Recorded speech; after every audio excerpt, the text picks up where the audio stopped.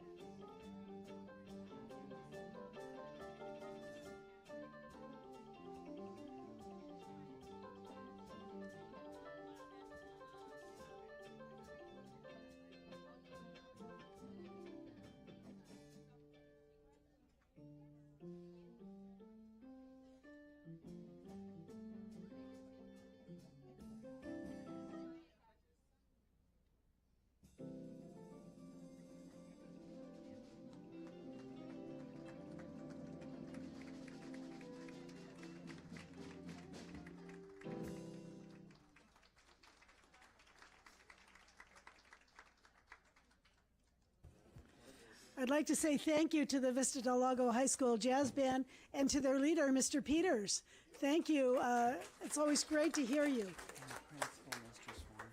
I think the principal, Mr. Swanson, is here too, so thank you for providing us with this great music for our intro to our board meeting. Thank you.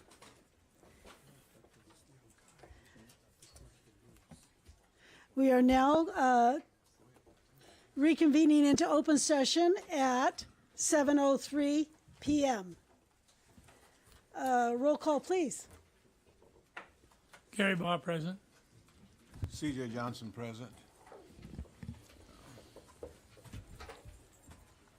I'm sorry, maybe I was premature. We'll wait for Mr. Holguin to get over here.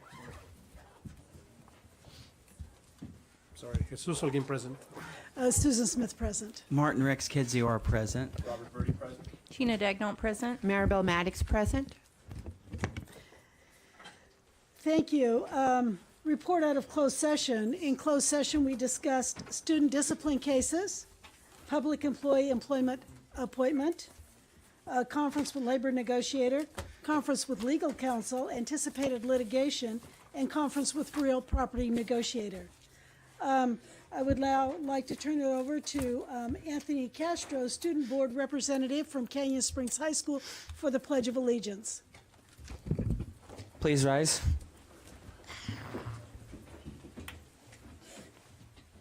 Place your right hand over your heart. Ready, begin.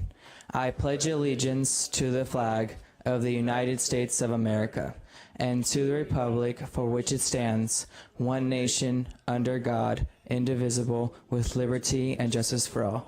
Please remain standing. Your work is going to fill a large part of your life, and the only way to be truly satisfied is to do what you believe is great work. And the only way to do great work is to love what you do. If you haven't found it yet, keep looking and don't settle. As with all matters of the heart, you'll know when you find it, and that's by Steve Jobs. You may be seated.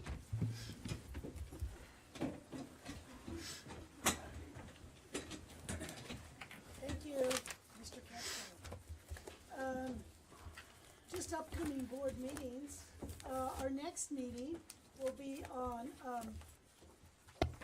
it's on. I don't know why it doesn't seem to be working. Is it on now? Okay. Thank you. Is on October 16th. This will be open session at 5 o'clock. The purpose of this will be a special meeting to hold interviews for the board member for trustee area number 5. If you are interested in being the trustee for area number 5, the application for that is on our website. You can download it and get it in right away. What's the deadline for that?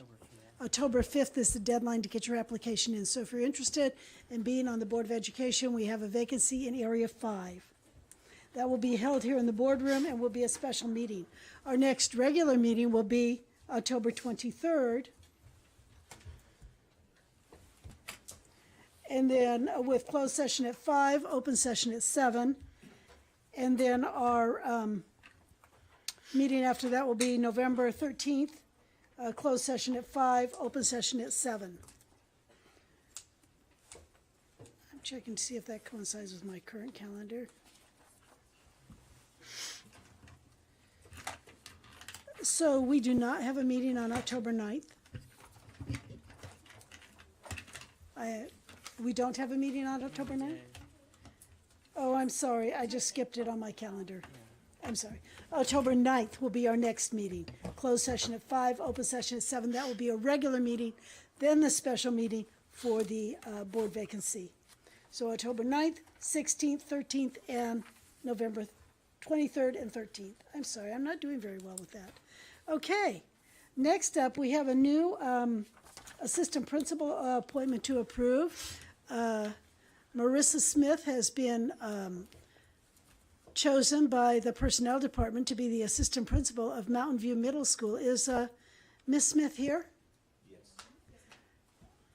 So nice to see you. We're going to vote, and then I want to have you come up. So sit down for just a second, and I need a motion to approve Marissa Smith. So moved. Second. Moved by Mr. Holguin, seconded by Mr. Baugh. Call for the vote. Mr. Baugh. Aye. Mr. Johnson. Aye. Mr. Holguin. Aye. Ms. Smith. Aye.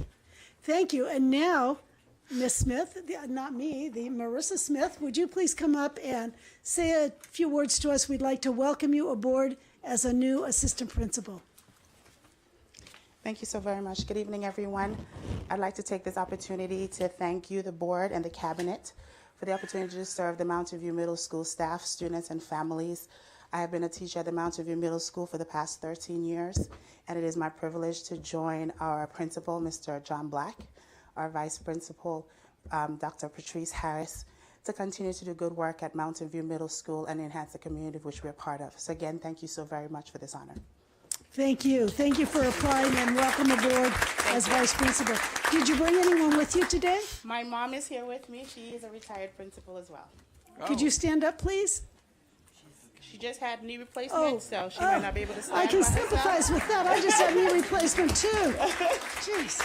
Okay.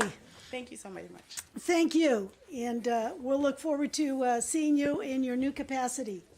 I understand that she's a science teacher, so I want to know, are you so good that you can do both science teaching and the assistant principal job? I think I can. All right. Good attitude. Dr. Verdi?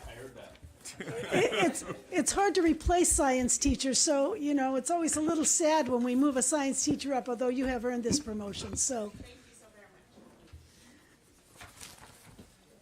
All right, we are now moving on to Superintendent's report. Dr. Kadziora. Thank you, Mrs. Smith, and good evening, everyone, and welcome to our Board of Education meeting. The slides that you'll see on the screen tonight are all about our mission statement, which is that all students graduate from high school prepared to successfully enter into higher education or pursue a viable career path. One of the things we're most proud of is our visual and performing arts program. And through the use of our local control accountability plan, one of the things we've done is expand our elementary band program. And this year, there are over 900 students that are enrolled in that program, 900. And that's an increase of 100 over last year. And there's 2 elementary band teachers now through our local control accountability plan. So the elementary principals, I see Mrs. Chalfant from Butterfield and others in the room, but you're very excited about that, and your kids are too. How many in your band program at Butterfield? 61. Yeah, that's exciting. Thank you for encouraging the students to be in that. So one of the things we do is we're always encouraging students to go to college, and that's part of our mission statement. So last Saturday, I accompanied a group of kids from Northridge, Towngate, and Badger Springs with Mr. Holguin. And we rode on the bus and everything, just did it like the kids do, and went to the UCLA football game. And, you know, they had a college and career fair there, and the kids were they're in 4th and 5th grade and very excited to be there. Ashley Stiles, who's the counselor, organized the trip through Friday Night Live. And the students, you know, they all want to go to UCLA now, but, you know, they'll change their mind. So then Creekside Elementary School, because every school does STEAM in Moreno Valley, science, technology, engineering, arts, and mathematics, had a huge fair at their school on September 14th. And this just shows you a variety of activities that happened at that school on that day. Nautica Nils, the principal, but it was very exciting, and they're going to continue to expand on those programs at their school. I wanted you to see a short video on Back to School Night, because we've completed all of our Back to School nights for the fall, and then we'll have them again in the spring, open houses. But this just shows you what happened at each school on that night. Not every school. It's a very short video, just so you know.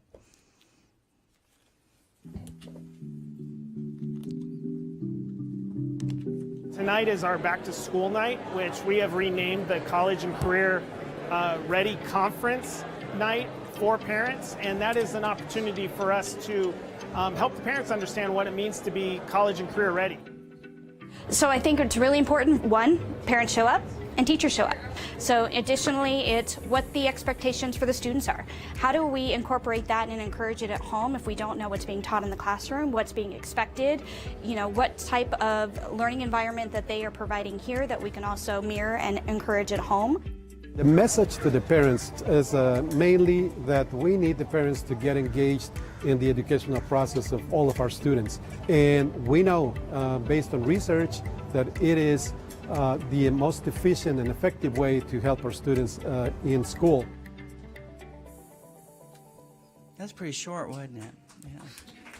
40 schools, you know, that's just, you know, a snapshot. But Miss Carr, she was in there, and she's here tonight. That's her back there. You want to raise your hand? Yeah, you're a star. You're on screen. I just want people to know who you are. She's the principal of Canyon Springs High School. So we're very proud of our partnership with Pacific Crest, and that's a National Drum and Bugle Corps, and you'll hear more about that this evening when we do our recognitions. But one of the benefits of our partnership is that 2 students from each of our high schools will be chosen to participate in the 2019 Rose Bowl parade with Pacific Crest. Imagine how those children are going to feel when they're selected to play with them. Then last night we had a joint meeting with Riverside Community College, Moreno Valley College, from Riverside Community College District. And Mrs. Hunter is here. She's the Director of College and Career Readiness. Ms. Hunter, you want to raise your hand? And I don't know if Esperanza Arce is here with you, is she? Okay. They were both presenting last night on this, and so if I say anything wrong, you can, I'll look at you. But I want you to know that sometimes people don't know these things happen because if you weren't at the study session last night, you wouldn't have heard all of this. And somebody said to me today, I can't believe our district does all of this. And there's so many things that we do sometimes that people are not aware of. And one of the things we have are pathways, which are programs that are in our schools that lead right to a course at Moreno Valley College. It's articulated agreements, and we have that in patient care, information support and services. We have 3 health academies in our district, emergency medical services, and public safety. So if you're interested in those programs, Ms. Hunter is here tonight, and she can help you on the spot, or you can contact each of your high school principals or counselors, and they can help you. But following up with that, this is something that's new this year. Students take college courses right on campus while they go to high school.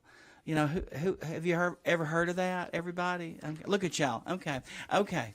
Yeah. It's what? It's new, but it's also something that's been developed and is getting bigger. And that's the part. It's not new. It's just I'm reporting on it, and I want you to know about it. So what I want you to know is that Canyon Springs offers English 80. Moreno Valley High School offers English 1A. Moreno Valley High School offers History 6. Valley View High School offers English 80. Valley View's Math 35, and Vista del Lago Math 37. Right now there's 138 students enrolled in this. And one of the reasons I'm reporting on this is because sometimes families and parents don't know we offer this. And so I want to make sure that you know that we would like for you to be enrolled in this and be part of this program.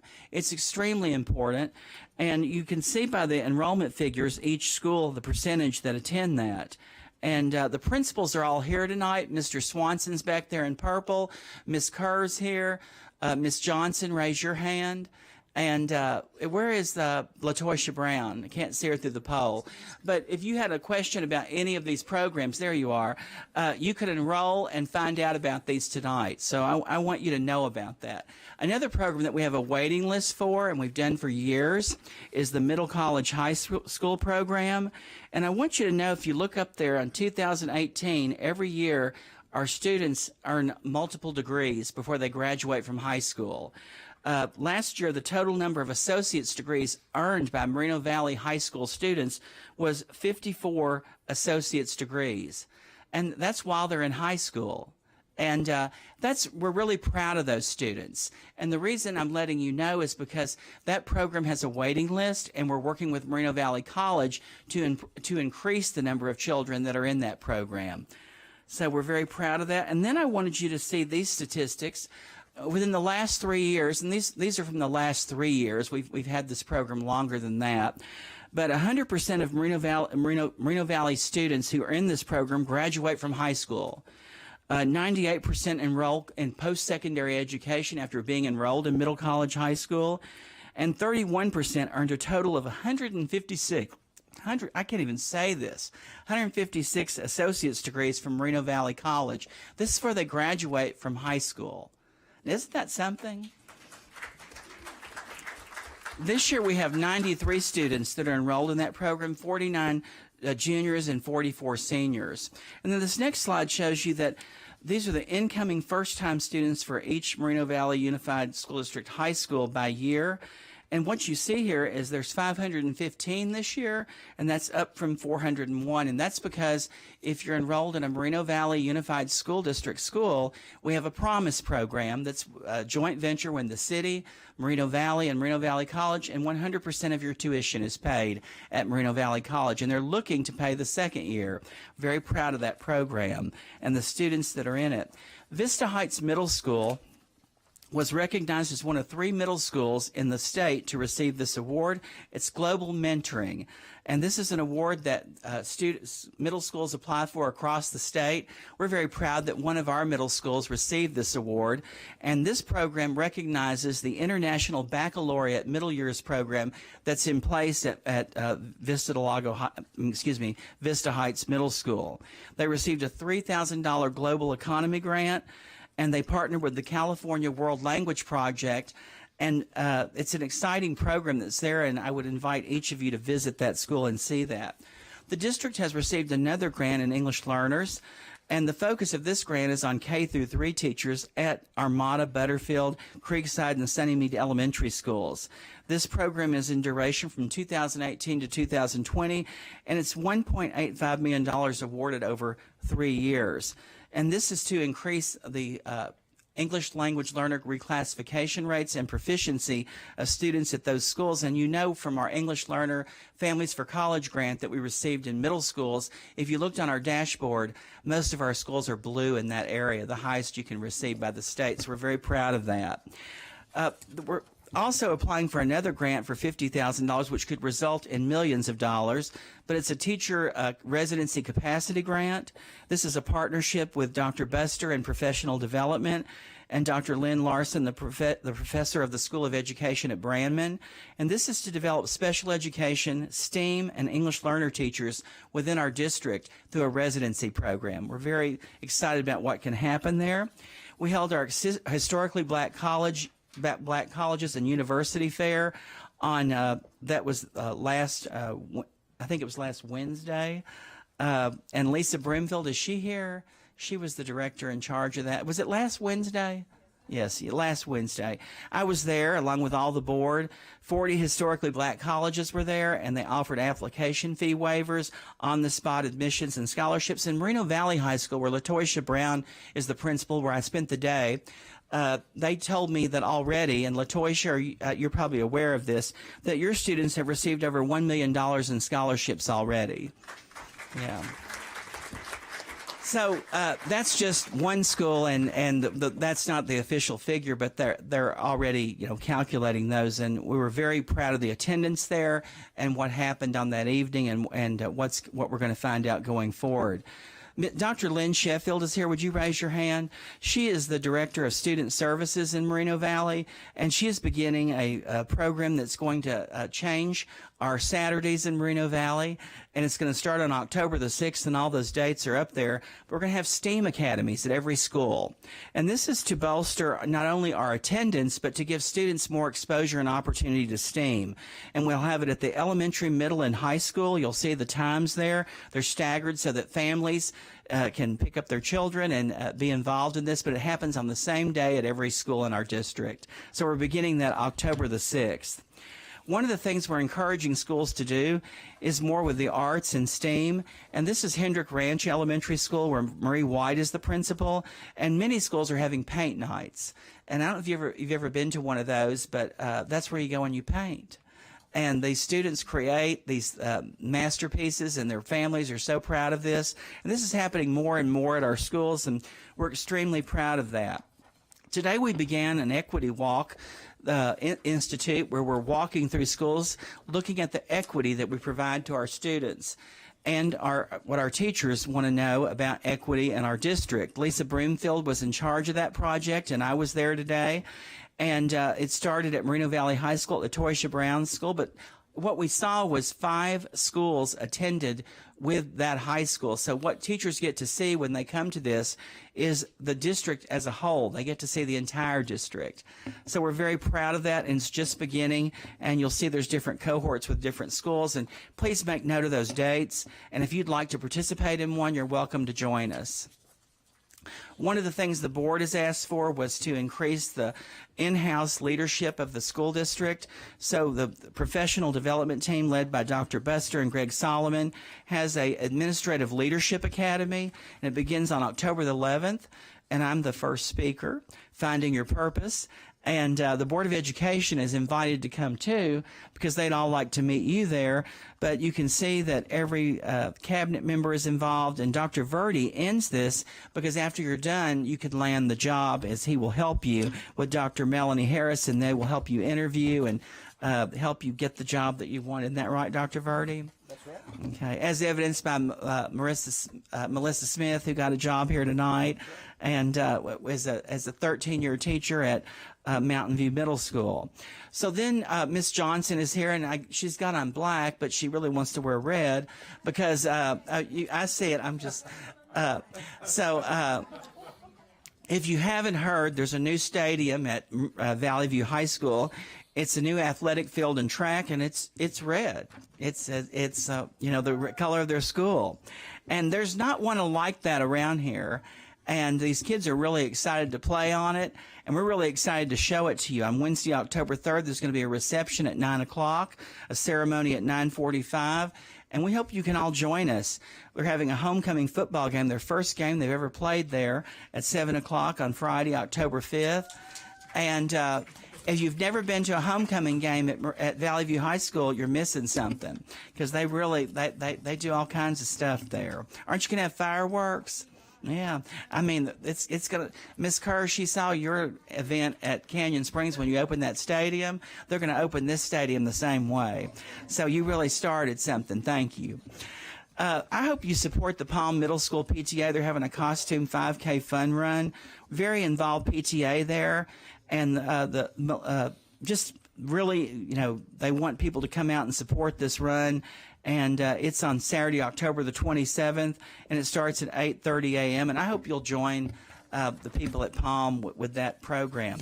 We want to encourage students to vote, and the upcoming election is November the 6th, and High School Voter Education Week is September 17th to the 28th. And the one thing we want to do is motivate students to vote and be part of the process.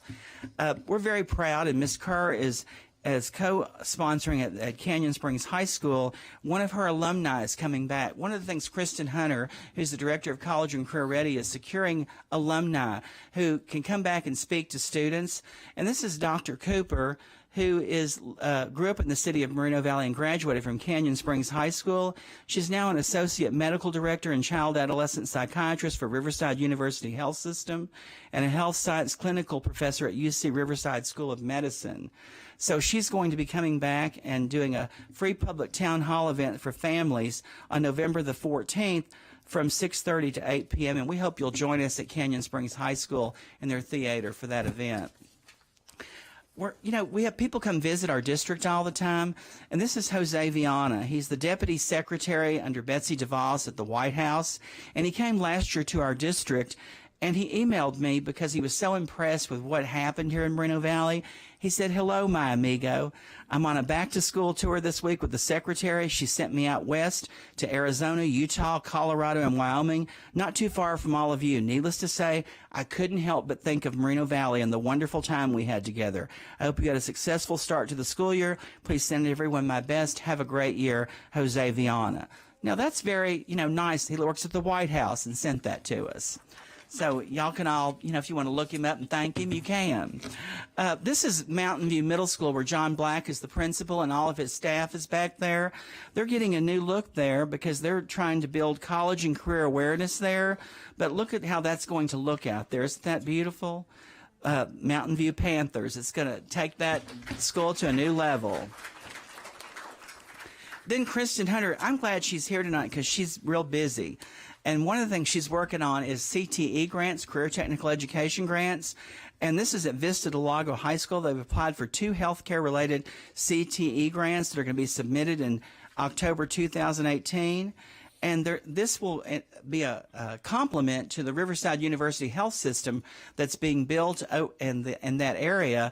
And there'll be a new facility that goes along with that to expand patient and health care with a community clinic at this high school. So we're looking forward to that. And Ms. Hunter, I know that you're excited about submitting that grant and making it happen. Thank you.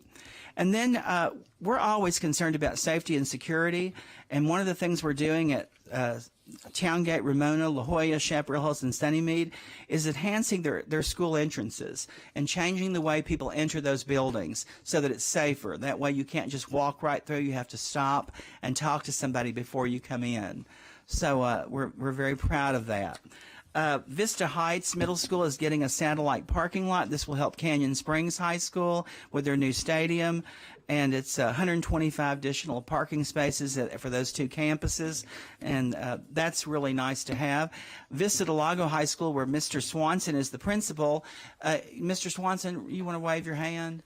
He's always looking for students there, and they have a new program there called Marine Corps ROTC. It's the first one in this area, and we're very proud to have that. And it's a $600,000 target range, administrative and storage room and shade structure. And if you haven't been over there, Mr. Swanson, aren't there about 100 kids in that program? 91. And the Officer Butts, who's the officer from the Marine Corps, really is building leadership in the students over there, and it's an exciting program. I've been in the classroom and seen what's going on, and it's just amazing. One of the things that Tina Dagnall is doing is bringing solar to our district. That's our chief business official here. And so you're going to start seeing solar at these schools, and you'll start to see those happen, and it's scheduled for completion in July of 2019. We're very proud. Here's Miss Hunter again. See her name up there? Miss Hunter, you got a lot of things up here tonight. On Wednesday, October 3rd, every school in the district has a college and career kickoff. This is a kickoff for FAFSA, college applications, making sure that everyone's thinking about college. And many schools have college Wednesdays or college Thursdays, but we're very proud of that, and she'll be getting more information about what's happening at each school. We have another community football game. We hope you'll join us on Friday, October 26th at 7 o'clock. Moreno Valley High School versus Vista del Lago High School at Moreno Valley High School. And at a community football game, what we want is everybody to come to it. So if you're here, please join us for that. And then one of the things that we're very proud of is we're part of a coalition for the arts. This is part of our STEAM emphasis, and we're holding a countywide summit that we're hosting along with the California Alliance for Arts Education, Moreno Valley Unified School District, Palm Springs Art Museum, and Riverside County Office of Education. Mr. Holguin is the chair of this coalition, Create California, and is bringing this emphasis to the Inland Empire, and we're very proud to be part of that. So if you can join us on March 6th, put that on your calendar from 8:30 to 4 at the Palm Springs Art Museum.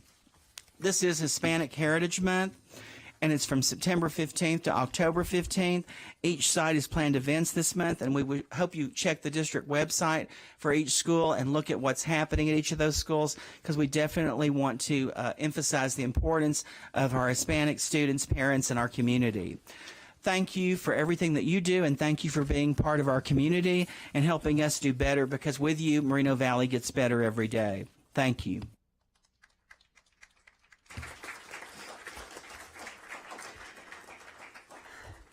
Thank you, Dr. Kadziora. I always look forward to these reports. There's a lot of things that I already know, but there's always some new things that I didn't know. So thank you for letting us know how great our schools are doing and about upcoming events. We have two resolutions coming up next. We have the Week of the School Administrator and National School Lunch Week. So I need a motion to recognize the contributions of school administration to make to successful pupil achievement. Moved by Mr. Baugh. Seconded by Mr. Johnson. Call for a vote. Mr. Baugh. Aye. Mr. Johnson. Aye. Mr. Holguin. Aye. Ms. Smith. Aye. So resolved. We are now moving to Resolution 2018-1918, adopting the official proclamation for National School Lunch Week, acknowledging that nutrition is an essential part of the education of children by adopting Resolution 2018-19, the official proclamation for National School Lunch Week. I was going to make the motion. Okay, Mr. Johnson has moved, seconded by Mr. Holguin. Call for a vote. Mr. Baugh. Aye. Mr. Johnson. Aye. Mr. Holguin. Aye. Ms. Smith. Aye. And I think here in our district, we offer free breakfast and lunch to all students grades K through 8. Is that correct? Yes. TK through 8. So I don't know why this doesn't seem to be working correctly. Okay. We could always get a tech person out here. They're right there. Okay. So now we will go down and do the resolutions and also recognitions by Ms. Maddox.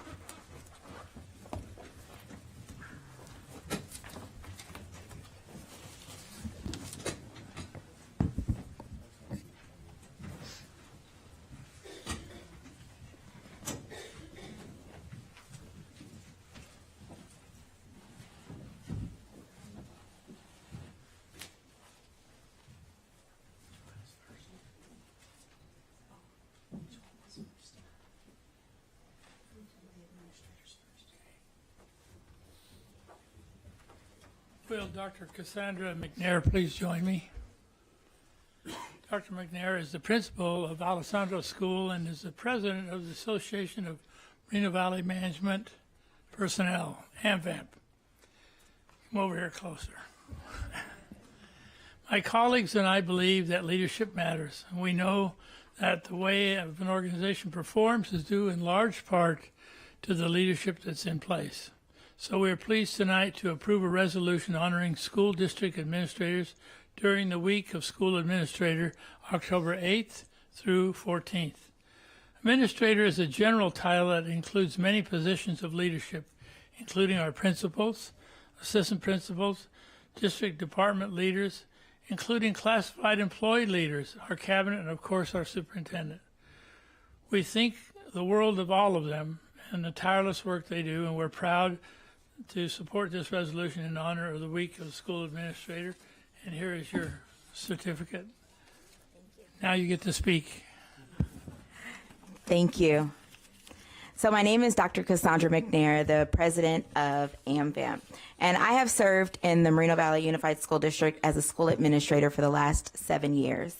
And as Mr. Boss stated, school administrator is a broad term that is used to define many of us in educational leadership posts that include superintendents, assistant superintendents, as we have chiefs, principals, assistant principals, special education, adult education, curriculum and assessment leaders, school business officials, and classified educational leaders. As the president of AMVAP, the Association of Moreno Valley Management Personnel, I respectfully accept this resolution on behalf of all the administrators who serve here in Moreno Valley. Here in Moreno Valley, the administrators provide quality service for the students and their families to ensure student success. And the average administrator has served in public education for about 10 years, and the average California superintendent has served in education for more than 20 years. And such experience is beneficial in our work by effectively and efficiently leading public education to improve student achievement. And research shows that great schools are led by great principals, great departments are led by great directors, and great districts are led by great superintendents. And on behalf of AMVAP, we thank the Board of Education and Cabinet for this recognition. Thank you.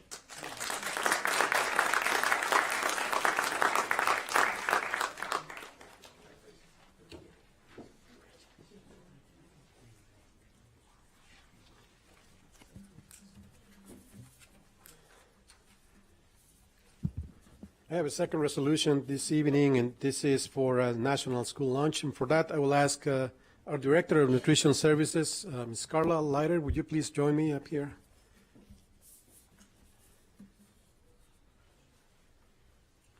Thank you for being here. Thank you. So the school lunch program has served our nation for over 60 years, and the need for it is greater now than ever. According to a study by the Southern Education Foundation, 55% of all American students 55% of all American students now qualify for free and reduced price meals. Here in our school district, we now offer free lunch to all elementary, middle, and alternative school students like our president just mentioned. We recognize that it's much easier for a child who's being fed to pay attention in school. And children who are getting proper nutrition learn and achieve more. We also recognize the staff of nutrition services who meet the challenge daily of providing lunches to our students, thousands and thousands every single day. The resolution, which has been signed by the board and the superintendent, has several whereases that are very important, and I'm not going to take the time to read all of them, but I would like to read the end piece of the resolution because I think this is very important, it's critical. So be it resolved that this special week serve as feeding time to urge all Moreno Valley residents to become aware and concerned about their children's and their own nutrition habits in hope of achieving a more healthful citizenry for today and the future. So with this proclamation tonight, the Moreno Valley Unified Board of Education expresses its enthusiastic support for the week of October 8th through the 15th as National School Lunch Week. School lunches makes a positive difference in students' lives and support the important work we do. So, Slilas, please accept this resolution. I am giving to you on behalf of the Board of Education. Thank you so much. And now you can say something. Good evening, everyone. Are you hungry? I hope you came well fed, well nourished, because we know that that's not only going to contribute to you absorbing all the information presented here, but it's going to make you a far nicer person to deal with. So as the Director of Nutrition Services, I have two charges. One is to be an advocate for wellness, which I am very proud to say our national school lunches do so, meeting the nutritional needs of the student, but also as an advocate of wellness to introduce them to foodstuffs and habits that hopefully will change them and change their taste buds. And I am hoping at some point change your taste buds when they come home and tell you they want whole grain tortillas, and they come home and they tell you they want brown rice, and they come home and they want kiwi berries.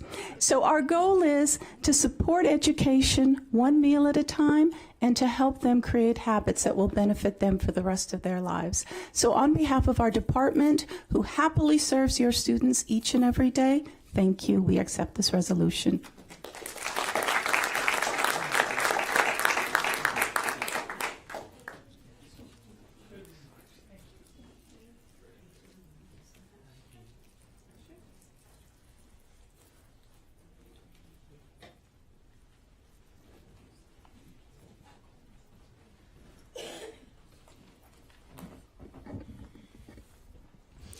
Good evening. It is my pleasure and honor this evening to announce our recognitions of our staff and students. But first, I'd like to start with a short video about Pacific Crest, just to give you a background on this great organization.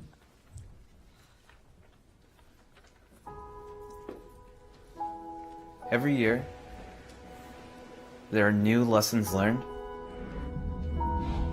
new shared experiences,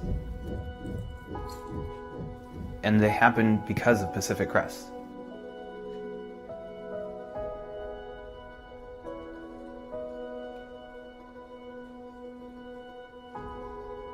Pacific Crest gave me the opportunity to really work on my leadership skills that I've taken with me into my professional life. It's been a great honor to be part of the organization for 25 years. My experience with Pacific Crest gave me a lot of confidence in doing things outside of this activity. I can honestly say I am a completely different person than I was prior to being in Drum Corps, and I don't think I'd be the person I am today if I hadn't gone through that experience. Career, friendships, and even parenting have all been influenced by my ambition, which was developed during my time as a member of Pacific Crest. It was about the challenge, it was about the persistence, it was about determination, and it was about family. I cherish all the wonderful memories I have with my Pacific Crest family. To this day, I can contact anyone from the 3 years that I marched. They'll lend out a hand, and I think that's the true meaning of family. What I really remember are the people that I met. It's those very same people that make a difference in my life today. What it really is I'm thankful for Pacific Crest for making my life what it is today.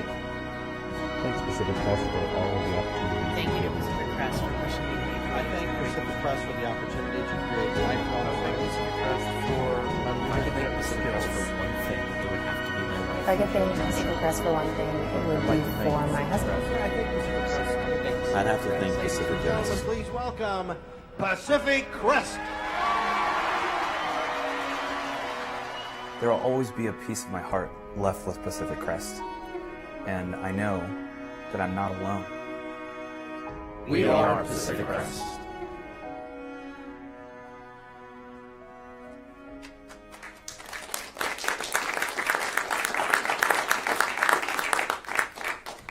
So let's meet some of the students and volunteers that has made this organization great and have come back to our district and really work with our students.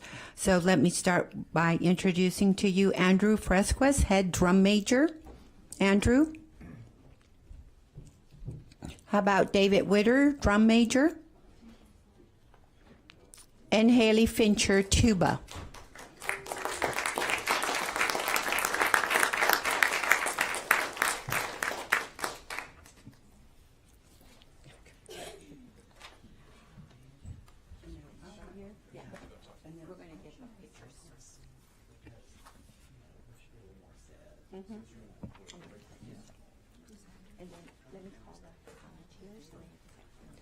And let me go ahead and call also acknowledge these parents, these volunteers that received the recognition, George Perry Volunteer Hall of Fame during the 2018 Pacific Crest Awards Luncheon. So they were recognized. John and Yolanda Fresquez, if you're here, John and Yolanda, please come on up.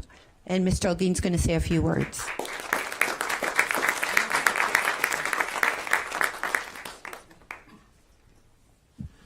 So Pacific Crest Youth Arts Association is a great organization that has students or participants from all over Southern California and also from other countries. I know they had some participants from Japan in the past and some other countries too. And this is very significant for us because we established these partnerships about 5 years ago, 6 years ago, when Pacific Crest came to practice at Valley View High School. And they spent a few days there, and that's when the partnership started. They participated in the 4th of July parade, and then practicing at one of our campuses. And now, this year, they were there for almost 2.5 weeks, practicing, getting ready for their national tour. They go through several states on a 6-week tour, and they keep doing the same thing every day, getting better every single day for 6 weeks until they get to the finals in Indianapolis. So this great organization is recognized at the national level and even internationally. The significance for us is that besides the partnership that was established, this year we had three participants from our schools, and one of them had the highest position in the organization. Andrew Fresquez, who's not here, he was the drum mayor for the organization. The organization, when they're on the field, there is about 150 elements, correct? 150 on the field participating at the same time with a lot of coordination, a lot of practices, a lot of training, a lot of discipline. So this group is really an outstanding organization that shows discipline, shows that practice every single minute for that period of time. And when you see the show in Indianapolis at that stadium packed with thousands and thousands of people, enjoying this particular show is just amazing. So again, significant for us because we have 3 elements in our school. From our schools, we have volunteers, Mr. and Mrs. Fresquez, who have been instrumental in making sure that all the instruments are in place, all the tools are at the right moment and the right place for the organization to perform and be recognized at the national and international level.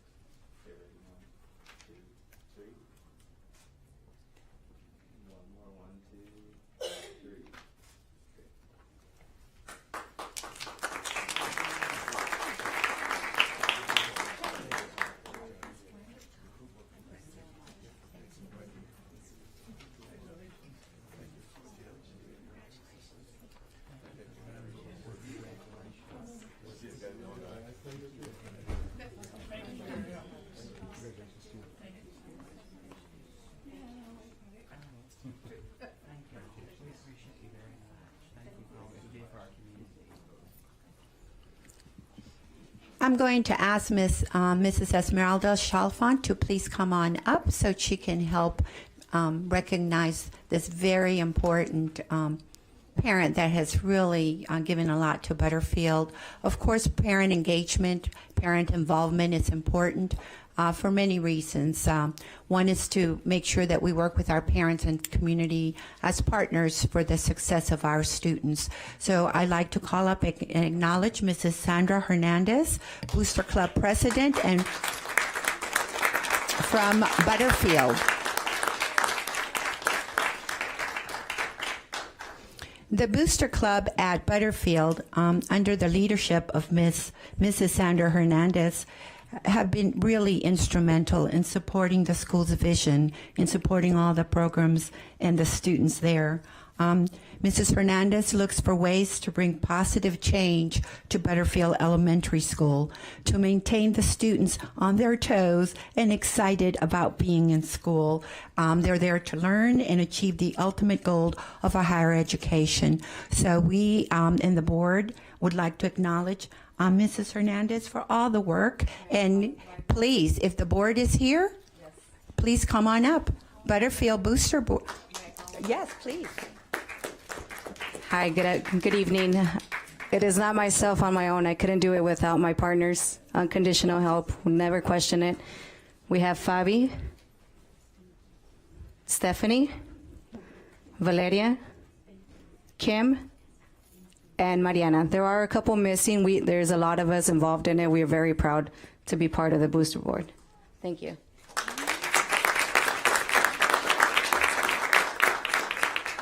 It is such a privilege and honor to be able to work with such wonderful partners that are aligning themselves to our site vision, that aligns itself to our district vision.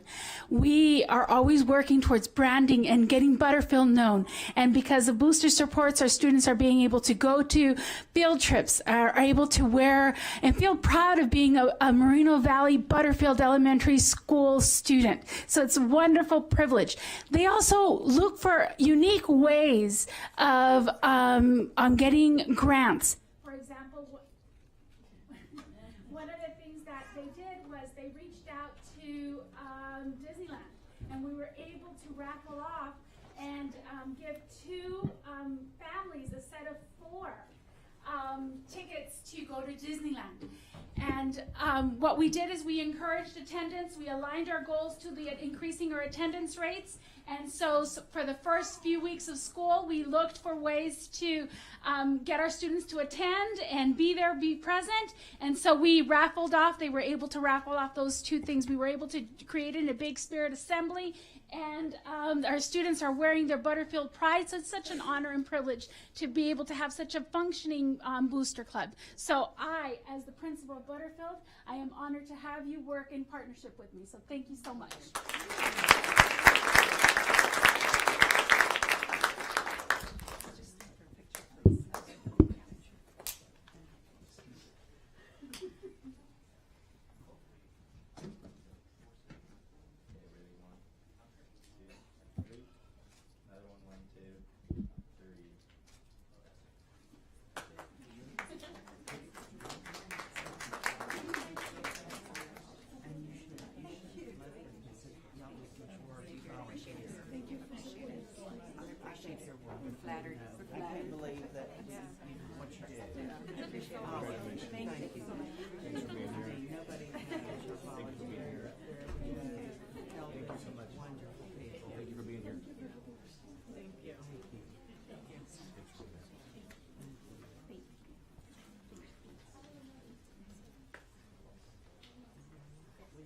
Thank you again for tonight's recognition. I appreciate it. Thank you.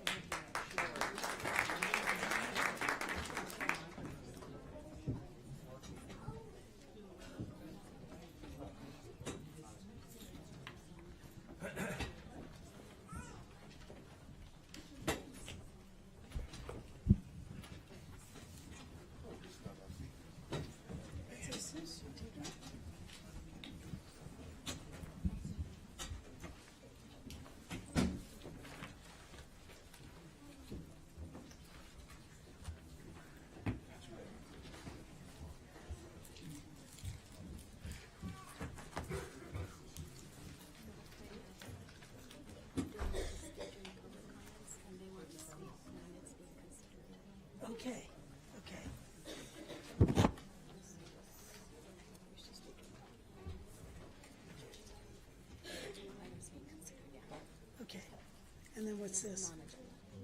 Non-agenda. So these are both agenda items. Okay.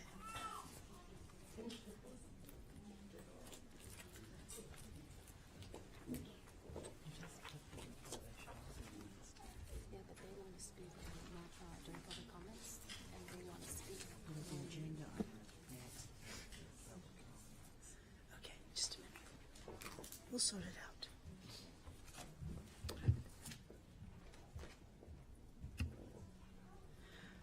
All right, we are now on to staff responses to public comments made at previous meetings. Are there any staff responses? There are none. We are now on to public comments on agenda items. Any person requesting to speak on any item on the agenda may do so at this time when the item is addressed by the Board of Education. Individual speakers shall be allowed to speak for 3 minutes on any agenda item. The Board of Education shall limit the total time for public input on each agenda item to 21 minutes.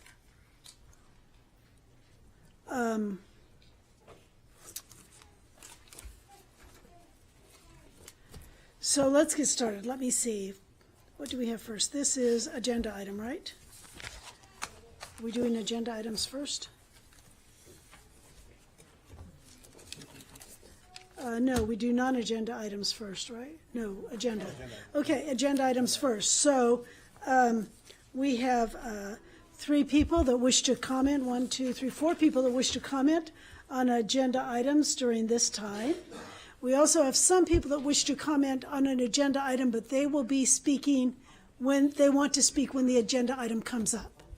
So we'll do the people that want to speak now first, and then when we get to agenda items, we will put in those people that would like to speak to a specific item at that time. So first we have Kumar Arzani. I'm sorry if I butchered your name. Please tell me the right way to say it.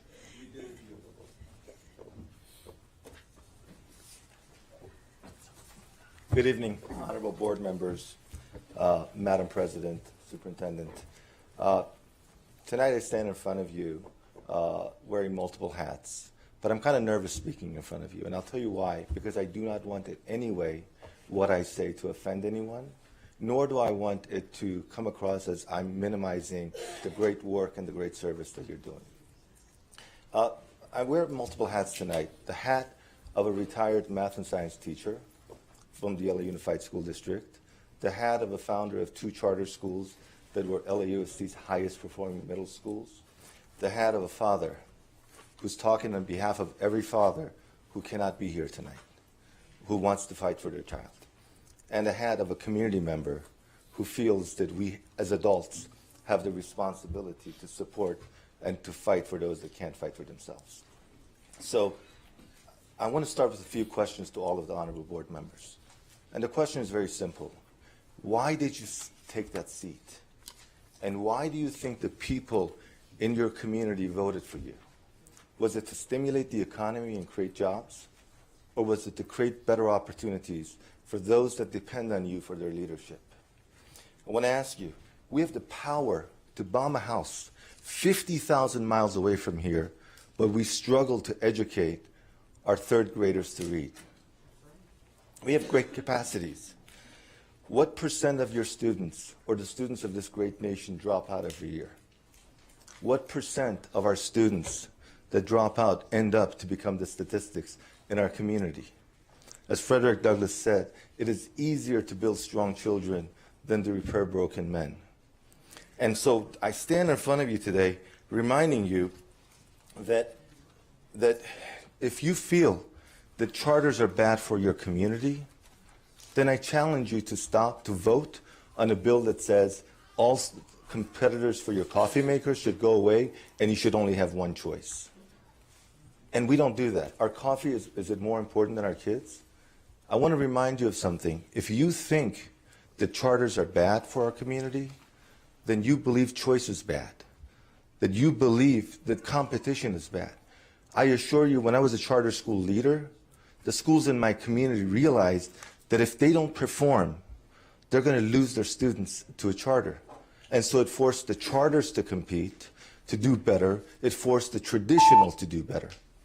So I thank you for just finishing this one comment, and that is that you have the opportunity tonight to vote yay or nay. You were selected as by your community as the agent of change. You were selected by your community to fight for the kids, not the adults. And I understand the fight, and I understand the unions, and I understand that. But I want to remind you, the whispers in your ears is one that you have to remember, that we are fighting for kids. I've traveled 4 hours in a traffic to come here because I believe that your vote tonight. Your time is up. I'm sorry. Thank you. I appreciate your time. Thank you Yes, so much. We give you 3 minutes, and we give you a warning when you have 30 seconds left. So next up, Luis Palomares. And you are also speaking on the charter petition.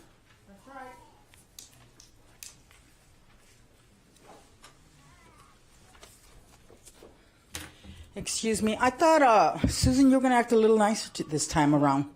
But you're rude again. It doesn't change. I guess that's part of who you are. You know, our schools are doing great here, and that's good. But what's wrong with some competition? Because one size don't fits all. Remember who you serve. You don't serve yourselves. You serve the students. And if these students are doing better in charters, why not let it happen? We have charters in our district already. But you've always voted no against the charters, but we've had charters come in through other districts. You know that. So why don't you just let this happen? You're denying these students an education. Like I said, one size don't fit all. I'm messing up right there, but you know, come on, have a little mercy. You're going out the door. Your seat's up, and that's, you know, hey, you gave us a lot of service. Great. You're retiring, right? You know, you didn't run for the seat again, or could I be wrong? Anyway, saying all that, you know, do the right thing. You're on your way out. Do the right thing. Search your conscience, your mind, and everything else that goes with it. Your morals, your principles, and your values. You're a man of God, right? All these people say they're men of God and women of God, but come on. We're supposed to serve the kids. What does the Bible say? Serve these little ones. Don't even touch a hair on their head. It's so much hypocrisy here. You know, you did a real good job here today with all the commercials and how great we are and how great we're doing. And that's good, and I think we're doing great. I'm not denying that. But sometimes we got to do something different. Like I said, one size don't fit all. Now, you know, the people are here today. They want a charter. These students want a charter. I mean, what are you going to do? Deny them again? Deny them again? Justice denied? Is delayed again? Where's the justice in our community here, in our district here? What are you afraid of? What? That's all I want to know. What is the fear here? Why won't you do this for our students? Holguin and CJ, you're going to be on the board 4 more years. Nobody even challenged you. Lucky guys. You didn't even have to run a campaign. You didn't have to spend $1. Wow, you didn't need no help from the teachers union or anything. But why don't you do the right thing? You're going to be in those seats 4 more years. Come on. What's the problem? Why can't you do what's right for the students? Like I said, we serve the students. We don't serve ourselves or the adults. Come on, do something right for the next 4 years, and Bob, going out the door, do something right for the students. Thank you. Thank you. Next up, we have Roy Bleckert with 2 items he's going to speak on: the CSEA tentative agreement, as well as the charter petition. Okay.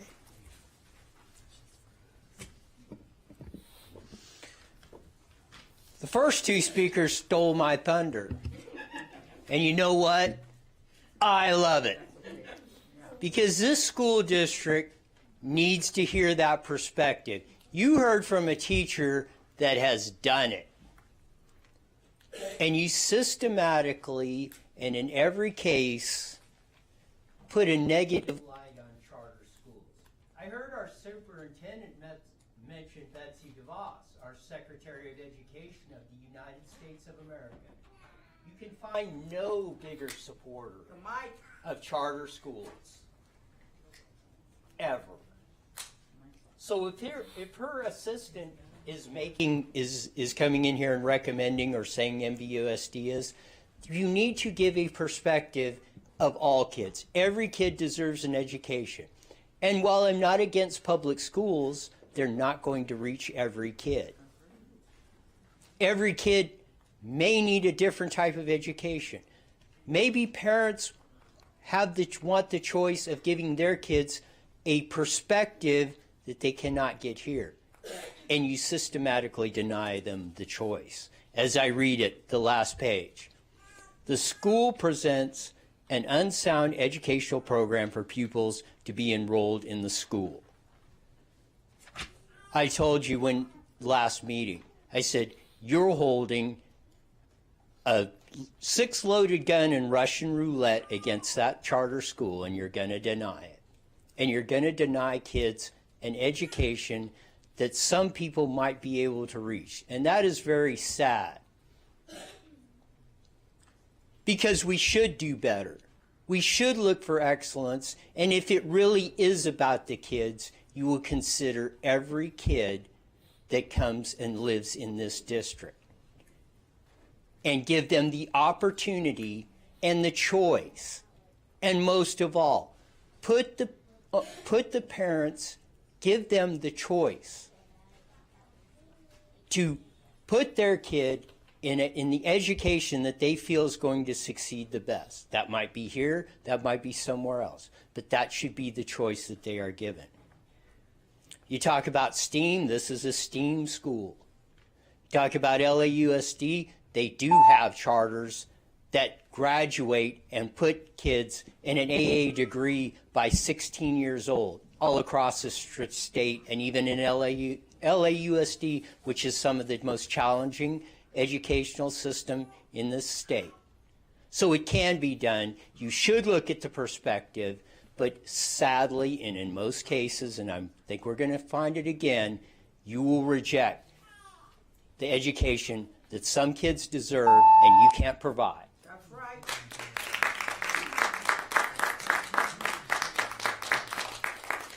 Thank you.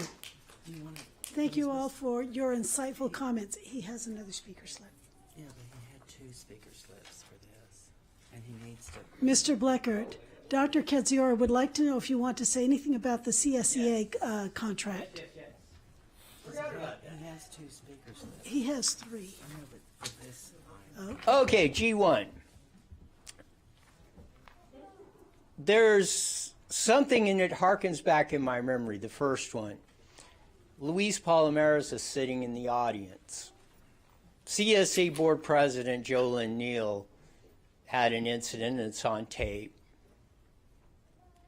where she's getting in the middle and getting right in the grill of Louise. She's done it before. She's done it again. This is the kind of negotiators you're negotiating with. Harold Acord has come up here and spoke at this board. And the board has systematically let him speak out of the rules, while this board makes almost everybody else abide by the rules. You play favorites. You do what you want to do with the people you want, and you want us to feel comfortable when you're making these decisions and you're making these negotiations. When we see this and you don't address those problems, or you don't explain why the stuff is allowed to stand, or you don't address when somebody is doing something in this district or representing employees, and it seems very much out of character or intimidating people in this community that are speaking up, and this board stands silent.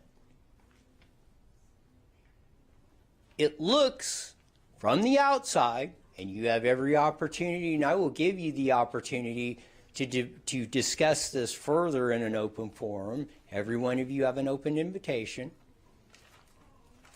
to explain why this happens.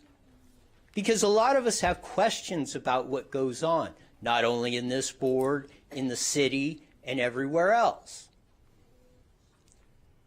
So we really want to have confidence in the decision makers and the players that are in this community. But sadly, too much across the board, I don't see that. A lot of the members of the community don't see that. Whether it's the anti-bias against charter schools, or our officials who will promote everything under the sun or say how great thou art when we have problems all across the board in the city, like student achievement, like letting the homeless run rampant in our city, and like a city and a college and a school districts, plural, that should be cooperating for the best that we could have, and it doesn't happen, and we all suffer. Thank you. We now have public comments on agenda items. Non-agenda items, I'm sorry. We did agenda items, now we're down to non-agenda items. We encourage public comments. During this section, staff may briefly respond to statements or questions or may ask questions for clarification. The board may refer to staff or other resources for factual information. Direct staff to report back at a subsequent meeting and/or if someone wants to, and/or to direct staff to place the topic on a future agenda. Individual speakers will be given 3 minutes. If you need a translator, you will be given 6 minutes. Total time for public input on non-agenda items is 21 minutes. First up is Luis Palomares, non-agenda items.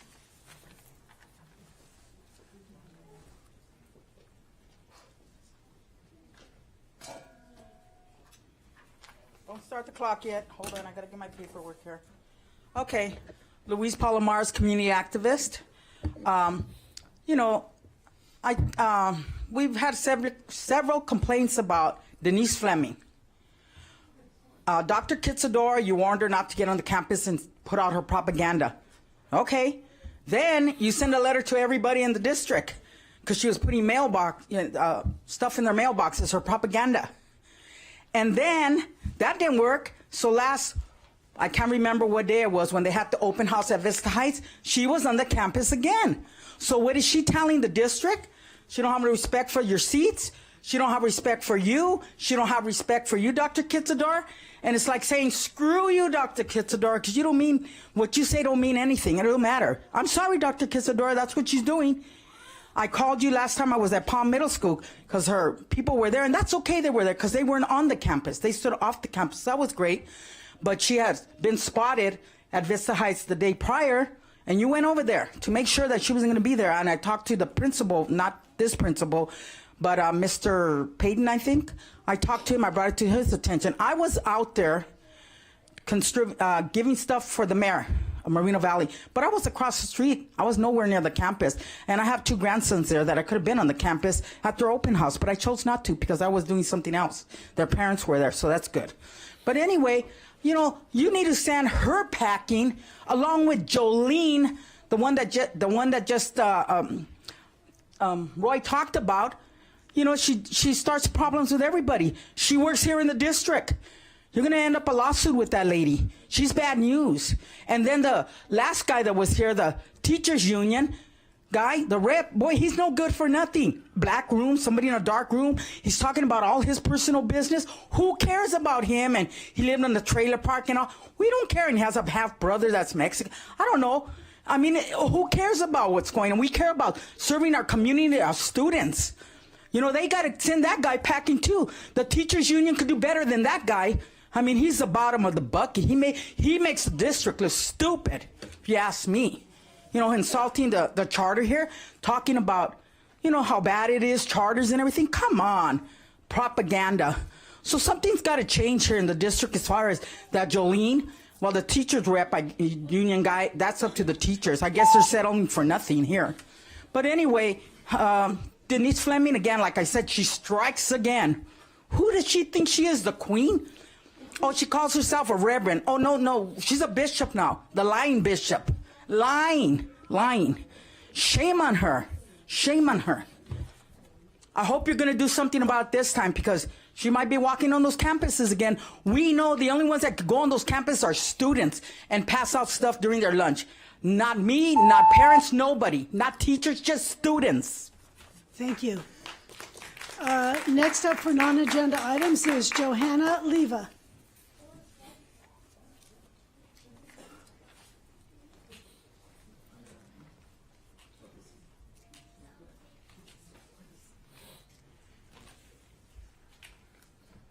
Hello. I just have been able to come to your past meeting and this meeting, but as a parent, I have a lot of things, to say. I know it's a non-agenda, but I'm very thankful with the district, of how you guys are trying to reach the parents, not only students, but parents. And I have seen that you have heard us. And especially, I have been able to come to meetings like for the book club, ELAC, DLAC meetings. And I see that it's not just like saying, yes, fill out this form and say what you think about this, but you are doing something about it. I see all the workshops that you're doing for the parents and how parents are so grateful. I represent parents, just like I represent my kids, but I see how, like today, I'm sorry, we had our book club meeting, for the district. And I was really, happy to hear parents how grateful they are with you guys because you are listening to them. You are bringing a lot of good things, to the district, to our students. I have been able to see all the improvements that you have made. I've been living here in Moreno Valley since 1996, and I know that it takes time to do a lot of changes. And we have a saying in Spanish, en el pedir está el dar. The way you ask, that's the way you're giving things. And I just wanted to take this time to say thank you for listening to our parents. Thank you for trying to help our students and improve, their education. I really appreciate it. And I'm thankful also because you guys are so easy to reach out and listen and care about the concerns that we as parents have. Thank you. Thank you. And next up, we have another speaker slip on non-agenda items from Roy Blackard.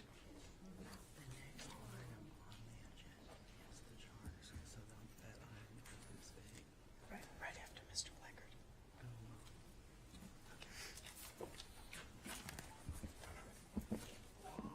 Perspective, raising the bar, telling the truth. Superintendent said nothing better than at the last school board meeting about I believe, a Mountain View Junior High student who was concerned because their CAF scores were not quite up to par and wanted to raise them up. I couldn't agree more. And I think that personifies what we should be looking for in our students because they really do want to achieve. They want to measure themselves against something that shows that they are progressing. And the name was mentioned, but they might have sent an email in a while ago about asking why I would bring those numbers up all the time here. And the district's response was at first, well, we don't know where Roy got those numbers. And I sent an email back because maybe the wind blows pretty good around my shop. And I said, please verify these numbers because I got them from this school district, which got them from the state of California. Fifth high school, who was right? Who told you the truth on Measure A and continues to tell you the truth on Measure M? It's about being inclusive, providing an environment where everyone can succeed. If we look at that and we all work at that goal, we'll all be better off. The tide will rise and we will all benefit.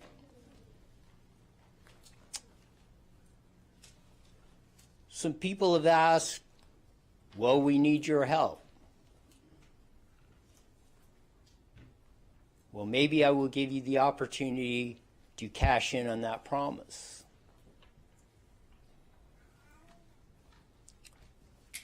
So sit back, relax, enjoy the ride, and maybe let's do it. Thank you. All right, next item up on the agenda is item F8, approve or deny resolution number 2018-1921, petition for GAFPA STEM charter. We have 4 people that have asked specifically to speak at this time on the charter application. So first up is Charlotte Caligari.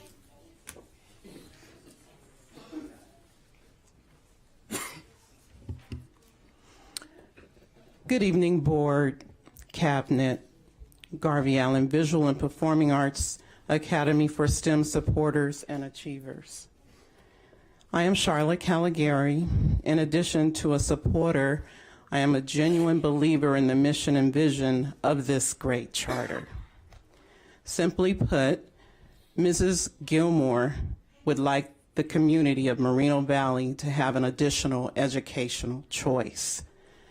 Garvey Allen Visual and Performing Arts for STEM is unique, and after reviewing the proposal, I'm sure you would agree. I have watched and experienced firsthand the work, research, dedication, drive, and passion Mrs. Gilmore has put forth with this charter and putting this charter together. If not here, somewhere, GAPA will exist, be a success, and most importantly, change the lives of students. Thank you. Thank you. Next up, we have C.He Park. Is Ms. Park here? Yes. Did I say your name correctly? Oh, okay, thank you. Good evening, Board President Smith, Dr. Katsiora, and members of the board. My name is C.He Park, and I'm an attorney with the law firm of Young, Minnie & Court, here in support of the GAFPA STEM charter petition. I wanted to just identify several concerns that GAFPA STEM has had during their charter review process here at the district. A lack of findings provided by district staff in advance of the board's decision on a charter petition, such as the case here today, is unprecedented. GAFPA STEM was completely uninformed of the district staff's findings or of any potential concerns that the district staff had with the charter petition until shortly before the meeting started this evening. As such, GAFPA STEM has not had the adequate opportunity to address the district's findings or to provide any supplemental information to address the district's concerns. Such communication could have preempted a lot of the concerns that were raised in the district's findings that were attached to the draft board resolutions. Further, the lack of communication from the district staff during the charter review process contravenes the legislative intent that the establishment of charter schools should be encouraged. Rather, as demonstrated by the confusion and the miscommunication at the public hearing 2 weeks ago, the entire process thus far has lacked clarity and transparency. GAFPA STEM has made efforts to engage with district staff, to ask questions, to request information, but received little to no guidance during this process. Setting aside these concerns, though, GAFPA STEM remains committed to work with the district to establish this new charter school here at Moreno Valley. Thus, I ask the board to carefully consider the detailed contents of GAFPA STEM's charter petition, which clearly contains reasonably comprehensive descriptions of all of the legally required elements. And I ask that the board vote today to approve the GAFPA STEM charter petition. Thank you. Thank you. Next, we have Tiffany Gilmore. Miss Gilmore, you're up next.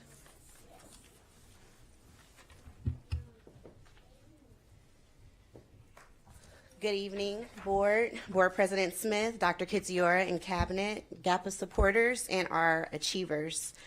As Sehi has said, we have just received the district's findings, so we have not had an opportunity to address or digest the issues presented. What I have seen so far questions the ability for our achievers to be able to be successful based on our educational program. At GAPA STEM, it is time out for low expectations. We, the leaders, both have admin credentials, have combined 25 years of experience in education, and come with a host of degrees and trainings. So there should be no concern when it comes to our leadership abilities. As a leadership team, we have listened to over 150 families express wanting another alternative to their children's education. Unfortunately, those same families that showed up at our public hearing on September 11th were not afforded the adequate opportunity to express to you, the public officials, what their wants and desires are for their children. Our leadership team is committed to ensuring a 100% graduation rate starting with the class of 2026. At GAPA STEM, we are committed to transforming students into achievers. We will no longer ignore the daily and systemic trauma our children face. At GAPA STEM, we are and always will be in the business of doing what is best for kids. And I would implore you, the governing board of 33,000 of our most precious babies, to make a decision that provides our community with options. Make a decision that says we are partners in the fight to close the achievement gap. Make a decision that says the time has come where historically disenfranchised students are no longer the ones most likely to be suspended or expelled, no longer the ones to be taught by ineffective teachers, and no longer disproportionately referred and identified to special education. These problems that our Black and brown students are facing are not going to fix themselves, and our stakeholders are frustrated with those in positions of public trust and power who have been unable to resolve these atrocities and stop them from continuing to happen in our city and in our schools. So I ask you, the governing body and district staff of Moreno Valley, while the eyes of our community are watching, make a decision that says you too are committed to helping us fulfill the needs of our stakeholders. Make a decision that says you are using your position of power and influence to assist a group like this who unapologetically wants to open a school and close a prison. Be the solution. Thank you. Thank you. We have one more speaker, Claudette Randall.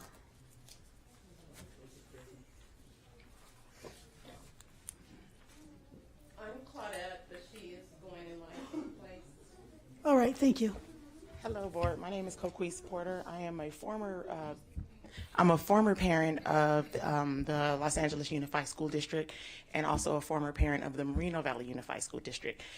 When we were in LA, both of my children attended charter school. Soar-by charter school. When we moved here in Moreno Valley, my only option technically was public school. I checked into Excel and I didn't like the foundation. Moreno Valley did nothing for my babies. I searched for something better. I found Encore, which is in Riverside. I had to remove my babies out of the Moreno Valley Unified School District because I feel as a parent, the district failed my children. If something like GAPA was available when looking for something, an alternative for my kids, I would have sworn by that. I still swear by it as of today. Kids need options. I think it's very, very important. Not all kids are cookie cutters. They're all not the same. Everybody is different. And I think the GAPA program will offer something more to the students than just what the Moreno Valley School District is offering. I think it's awesome that she wants to stay in Moreno Valley. That's really good that gives the other parents, the other students options to participate and to be part of the community instead of removing your residents and having them go to other districts, having them go to other cities. I'm busing my kids to Riverside every day because Moreno Valley does nothing for me. It does nothing for them. The good thing I can say about your school district is your, what program is that, your FNL program. My daughter is now in symphony as far as violin goes. She excelled in violin starting in the program at Towngate. That was the only, and I forced her to do that. That was the only thing that you guys had available in the district. There was no after school activities. You had to be in a certain age or a certain grade. It was very, very, very difficult, and I think what Ms. Gilmore is offering is the opportunity for these students here in Moreno Valley to not have to seek outside sources for different programs, because these programs will be available to the students in her school. So again, please, me as a parent, take my consideration. I had to remove my kids from the district because an option wasn't available. Thank you. Could I ask you a quick question? So you said your daughter goes to Encore? Yes.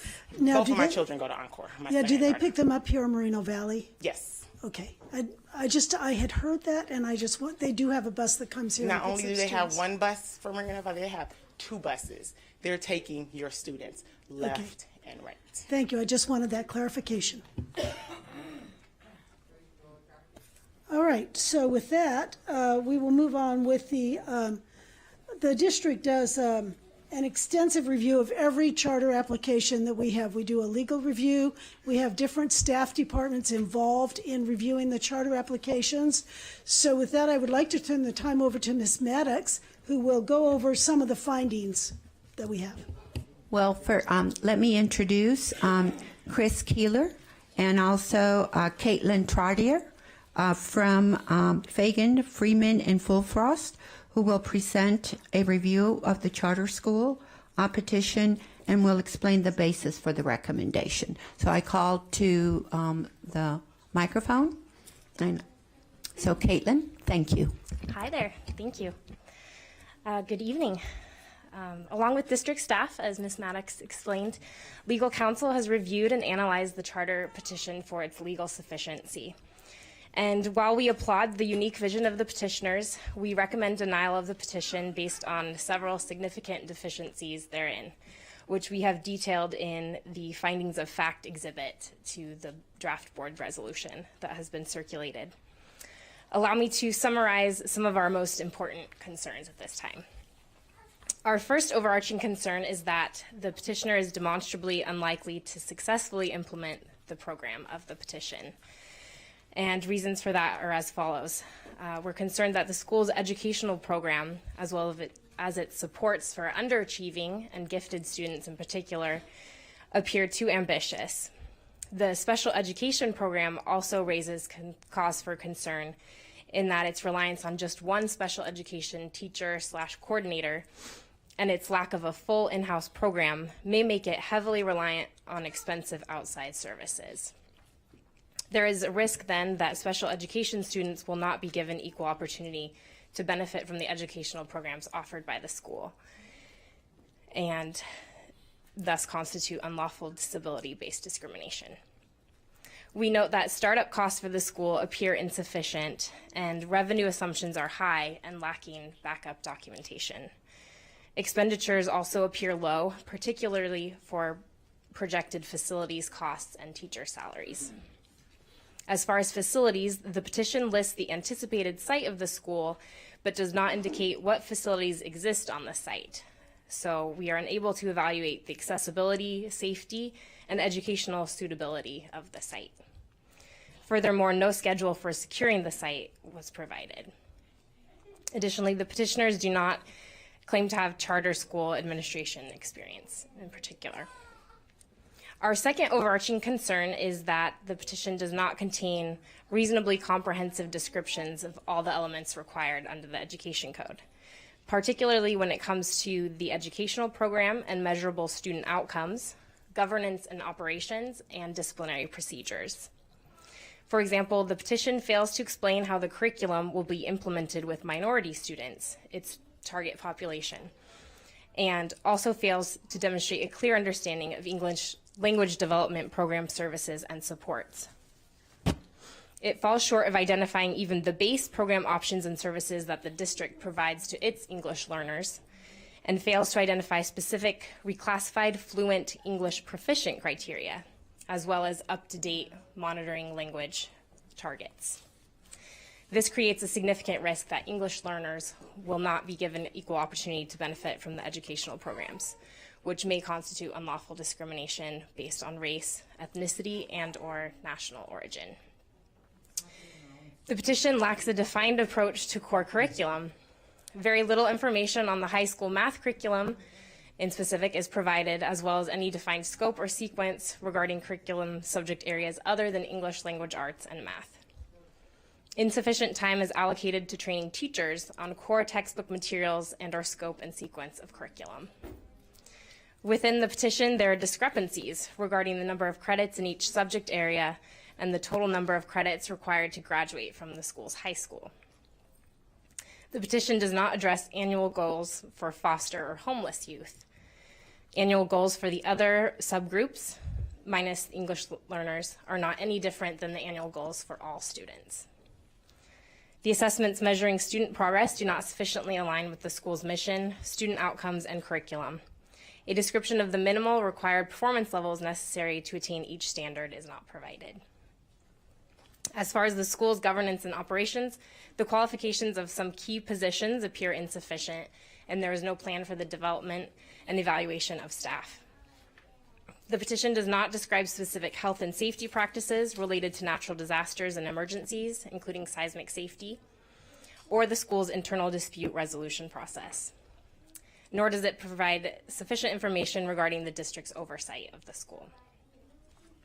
With respect to the school's disciplinary procedures, excuse me, we are concerned that the petition does not guarantee each pupil due process as required by law. The petition's discipline procedures for students not yet eligible for special education services appear to incorrectly apply the standards. Also, several acts that are listed in the Education Code as mandatory expellable offenses for non-charter schools, such as brandishing a knife, unlawfully selling controlled substances, and committing or attempted sexual assault or sexual battery, are listed as discretionary expellable offenses in the petition, which raises significant concerns about student safety. Finally, based on the foregoing, we believe that the school presents an unsound educational program. As previously stated, these are just some of our concerns, and we feel that they present sufficient grounds for denial of the petition. Tonight, we've heard several comments imploring the board to best serve the needs of its students, and we believe that a denial of the petition best serves and protects the interests of the district students. Accordingly, we recommend that the board adopt our findings of fact and deny the charter petition. And we note that if the petitioners do not agree with this action, they may appeal the board's decision, if you do decide to deny the petition, to the Riverside County Office of Education. That is an avenue available to them. So, thank you. Thank you. Do you have anything further, Ms. Maddox? All right, let's see if we have any questions from the board. I have a question. Did not the staff also independently evaluate the proposal? Yes, we did. And was it aligned with the legal one, or was it different? No, it was aligned. Mm-hmm. Was there consultation between the staff and the attorneys? No. Thank you. Any other questions or comments from board members? How long did this process take for you to do your research? I believe we received the petition about a month ago. I know on the, let's see, pardon, let me find the information. The school district received the petition on August 8th. And we, as legal counsel, received it shortly thereafter. And then we reviewed the district staff recommendations and then included several of those in what I've reviewed with you today. And those are included in the findings of fact as well. So then you got with us right after you received your findings? Sorry, I don't understand the question.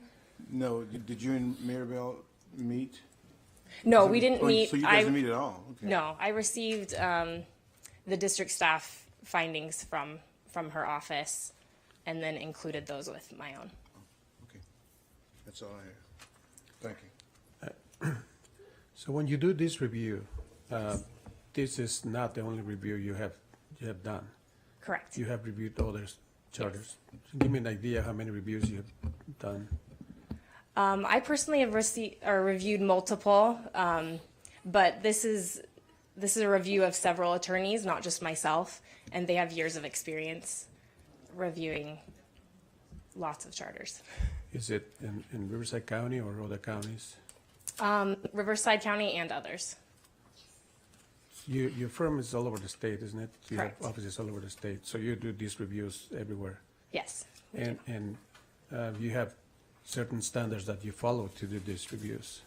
Yes, we look to Education Code Section 47605B. That's our starting point, and this district has a very detailed rubric that we like to utilize in our review. Sorry, you mentioned Ed Code. Is that the Ed Code? Yes. Is that the only code you use for the review? Yes, I believe so. Mr. Keeler has something to add.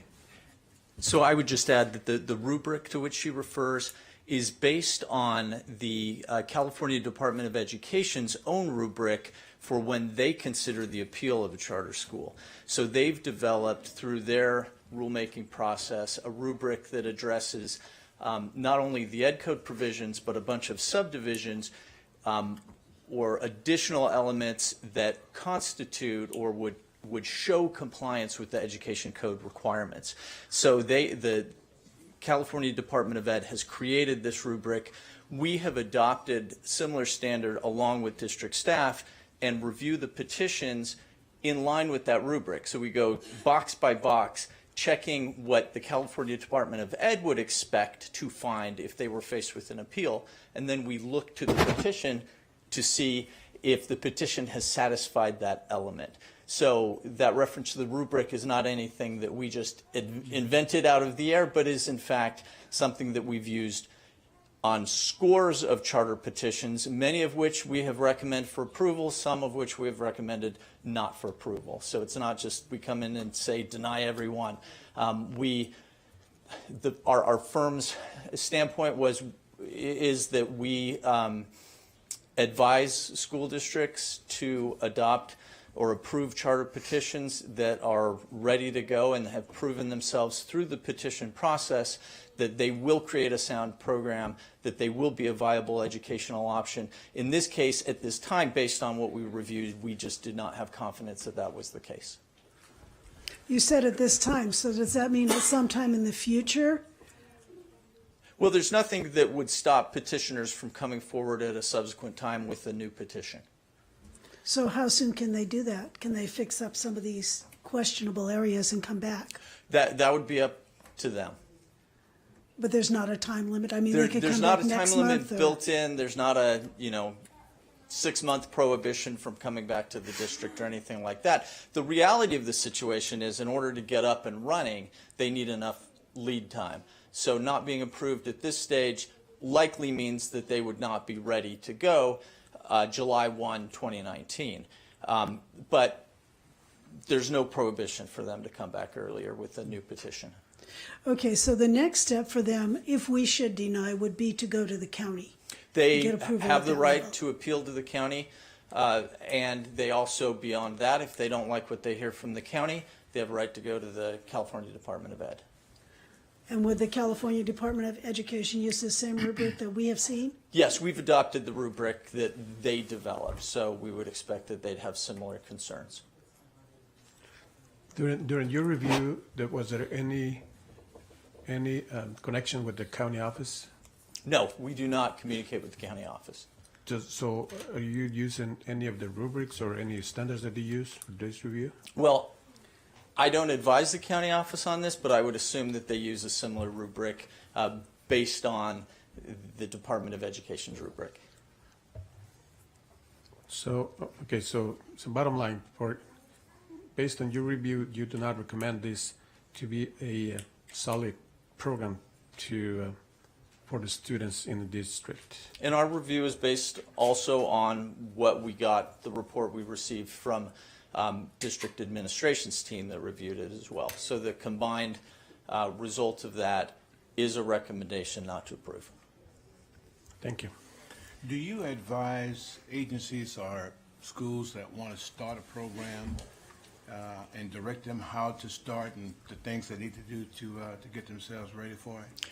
We represent a number of charter schools. Our law firm represents actually a significant charter school in Kern County. We represent we're special counsel to quite a few charter schools, as a matter of fact. We work with some school districts that have approved what we refer to as dependent charters, and those are charters that work very closely with the school district and have a lot of linkages, whether it's, in some cases similar boards or the same board, but normally that's not how it works nowadays, but often they share employees, they share resources, and often have agreements that have kept them very, very close. And so we work with a number of school districts that have very strong relationships with dependent charters. We also work with school districts that have very strong relationships with independent charters, some of which are large entities that operate in numerous school districts. So we've seen the whole range from little tiny startup charter schools to the bigger kind of corporate managed charter schools as well. We represent over 300 school districts, and we have seen many, many charter schools over the years. Okay, thank you, Ms. Keeler. Thank you. Are there any other questions or comments from board members? No. Not me. I think my biggest concern is special education. I have a concern for special education students, particularly because I had a son who was in special education. I have a granddaughter with a disability. So I'm concerned about the service to special education students. And, when I was reading the petition, I saw that you were intending to go with El Dorado County. That seems to me like a long way away to serve special education students in Moreno Valley. And I know that if you're taking students who are foster students and other students that are in your students that you said you would take, then you're going to have some special education students, I am presuming. So my concern is special education. I guess that is the primary concern that I have, is how special education students will be serviced. Do you have anything to add to that, or Ms. Gilmore, do you have anything maybe that you could help me out with? Well, I would say that our special education program, many charter schools choose to go with El Dorado SELPA. We have had a conversation with them. We have had meetings with them. However, until we get an authorized charter, the conversation is a moot point at this point. However, that is why we've applied this early, because we need to get with them by February 1st. And so in terms of the concerns with our special education program, Young Mini and Core has done their due diligence and have agreed that what we have in our petition is educationally sound for all students, especially special education students. Okay, thank you so much. You're welcome. All right, could I have a motion to either approve or deny this resolution? I'll make the motion to deny it. So Mr. Baugh has made a motion to deny the petition. Do I have a second? I'll second. Mr. Johnson has seconded that. Call for the vote. Mr. Baugh. Aye. Mr. Johnson. Aye. Mr. Holguin. Aye. Ms. Smith. Aye.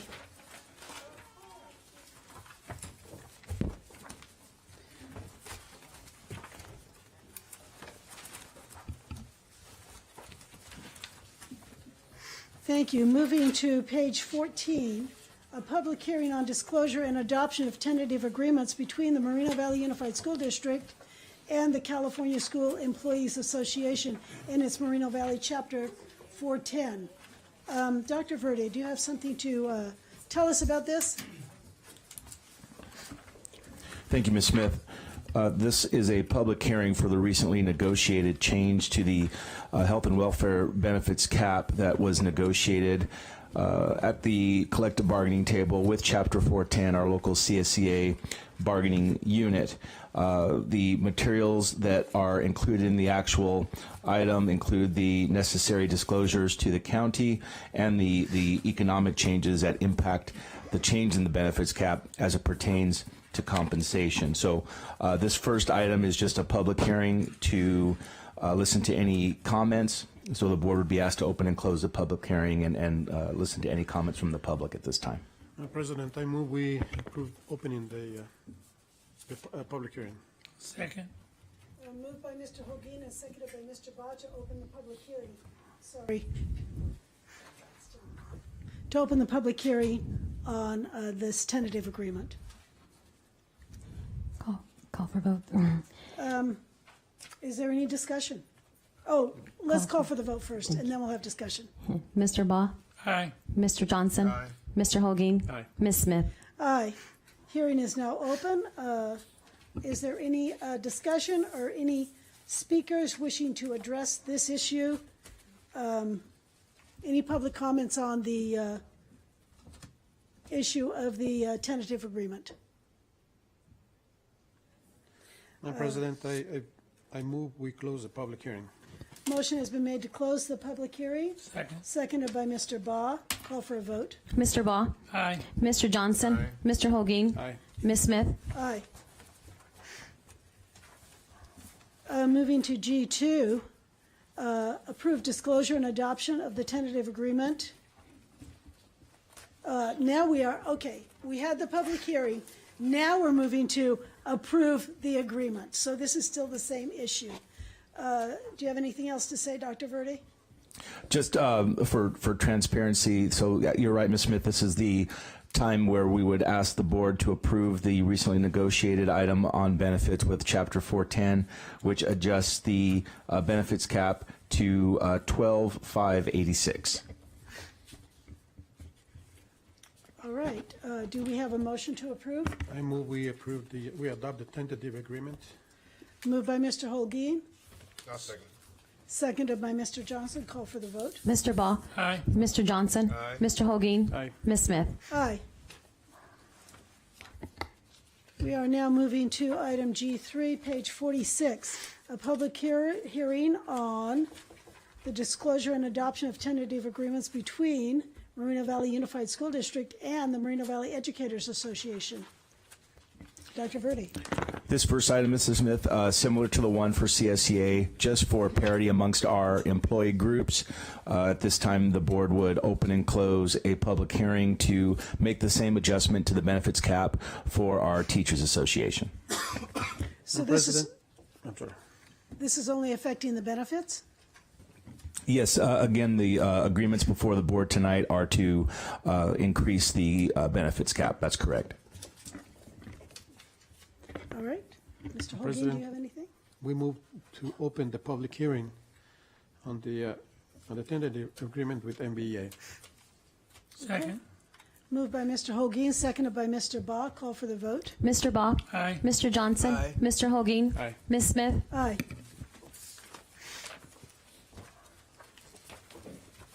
We are now again moving to approve the adoption. That the other one was to open and close the public hearing. You Now just we are opened going it. to approve. You opened it? We're in public Wait, hearing. are we on closing? We're in public hearing right now. Sorry. Okay, I need a motion then. Do we have anything else to add? I move we close the public hearing. Motion to close the public hearing has been made, seconded by Mr. Baugh. Call for a vote. Mr. Baugh? Aye. Mr. Johnson? Aye. Mr. Holguin? Aye. Ms. Smith? Aye. All right, now we are moving to approve the tentative agreement. Do we have a motion? I move we adopt the tentative agreement with MVEA. Second. Moved by Mr. Holguin, seconded by Mr. Baugh. Call for a vote. Mr. Baugh? Aye. Mr. Johnson? Aye. Mr. Holguin? Aye. Ms. Smith? Aye.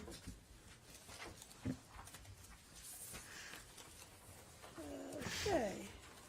Now, we have another public hearing, G5, pupil textbooks and instructional materials. Ms. Maddox, could you discuss this for us or tell us about it?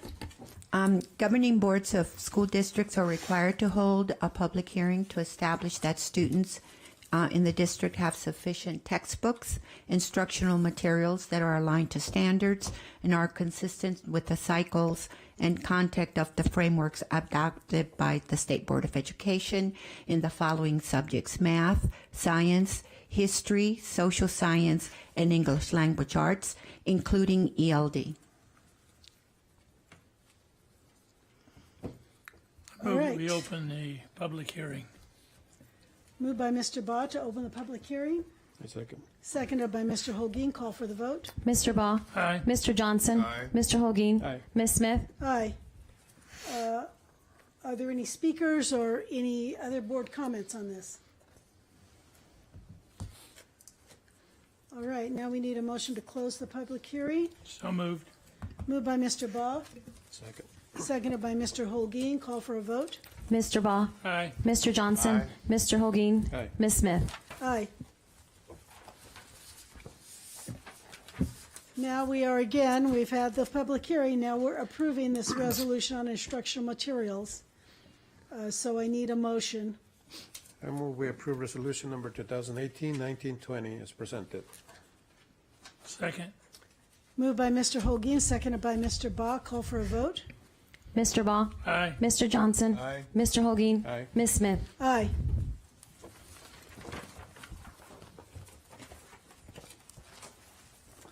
We are now on the consent agenda, page 82.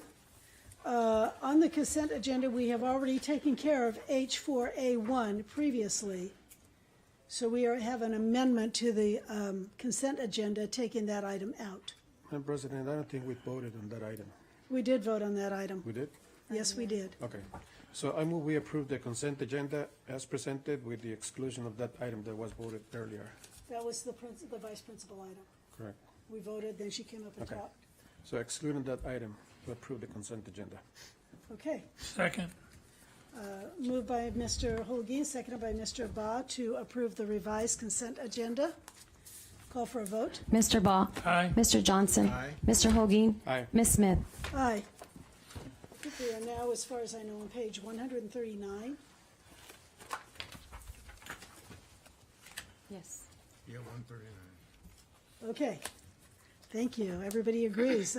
These are the superintendent, this is a superintendent action item. Adopting an amended conflict of interest code pursuant to the Political Reform Act of 1974.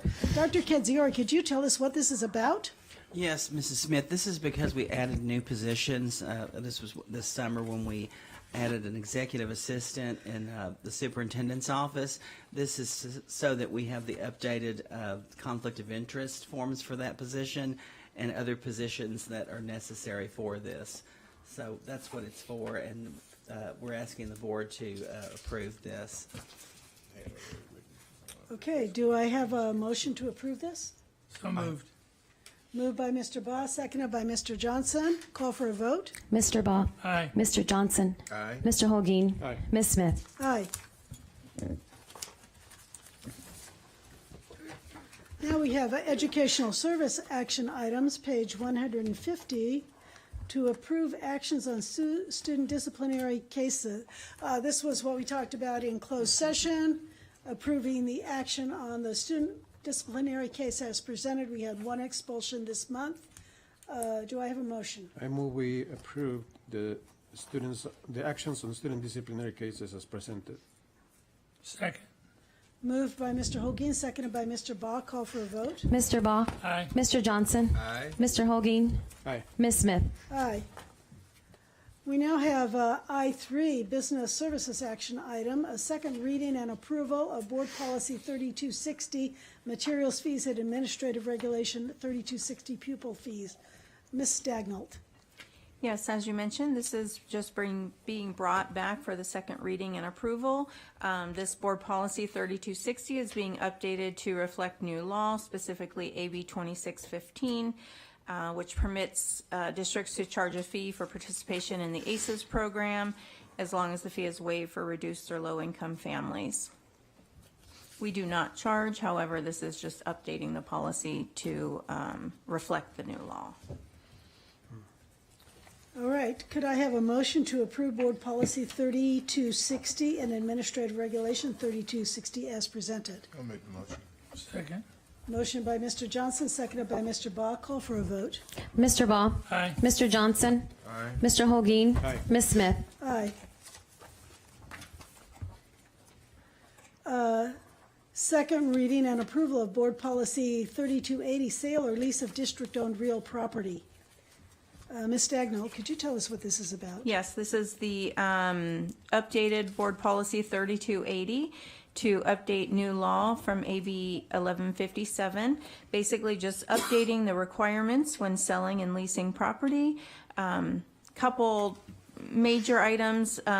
The policy's been updated to delete the requirement to first offer surplus property to a charter school with at least 80 students, and then just expands the section on use of proceeds to reflect additional legal requirements. All right, this was the one we're supposed to give the extra classrooms to teachers for housing? No, that has nothing to do with this particular policy. Okay. Let me see.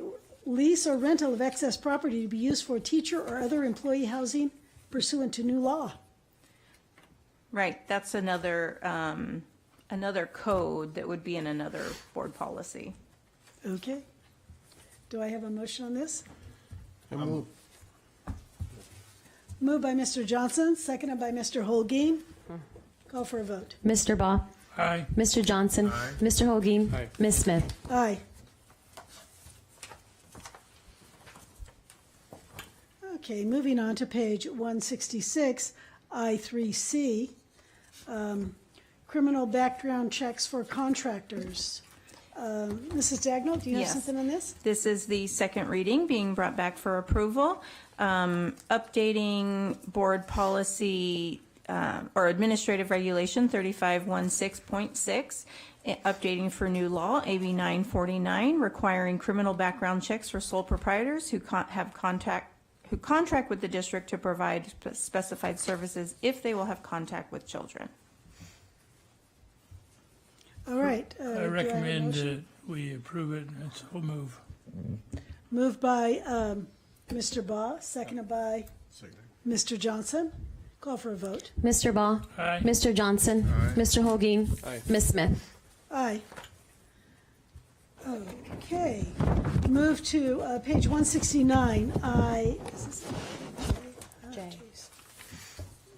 J1. Approval of Career Technical Education Facilities Program, Patient Care at Vista Del Lago High School. Ms. Maddox, could you tell us a little bit about this?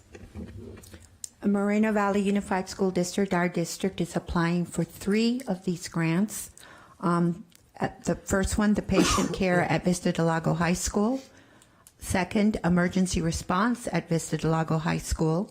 And the third, production and management arts at Moreno Valley High School.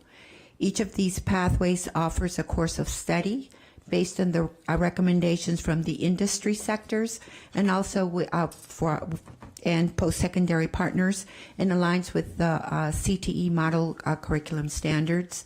The students, during their time in their pathway and these pathways, will participate in different experiences like work-based learning experiences, including internships and community services, which will provide them with real-life world experiences. So we're asking for your support in applying for these grants. All right, do we have any discussion on this item? Does anyone have any questions, any discussion? Yeah, I'm sorry, you may have mentioned this, I missed it. What's the amount of the grants? They're each $3 million. I make the motion, we approve this. Moved by Mr. Baugh to second. approve, seconded by Mr. Holguin. Call for a vote. Mr. Baugh. Aye. Mr. Johnson. Aye. Mr. Holguin. Aye. Ms. Smith. Aye. All right.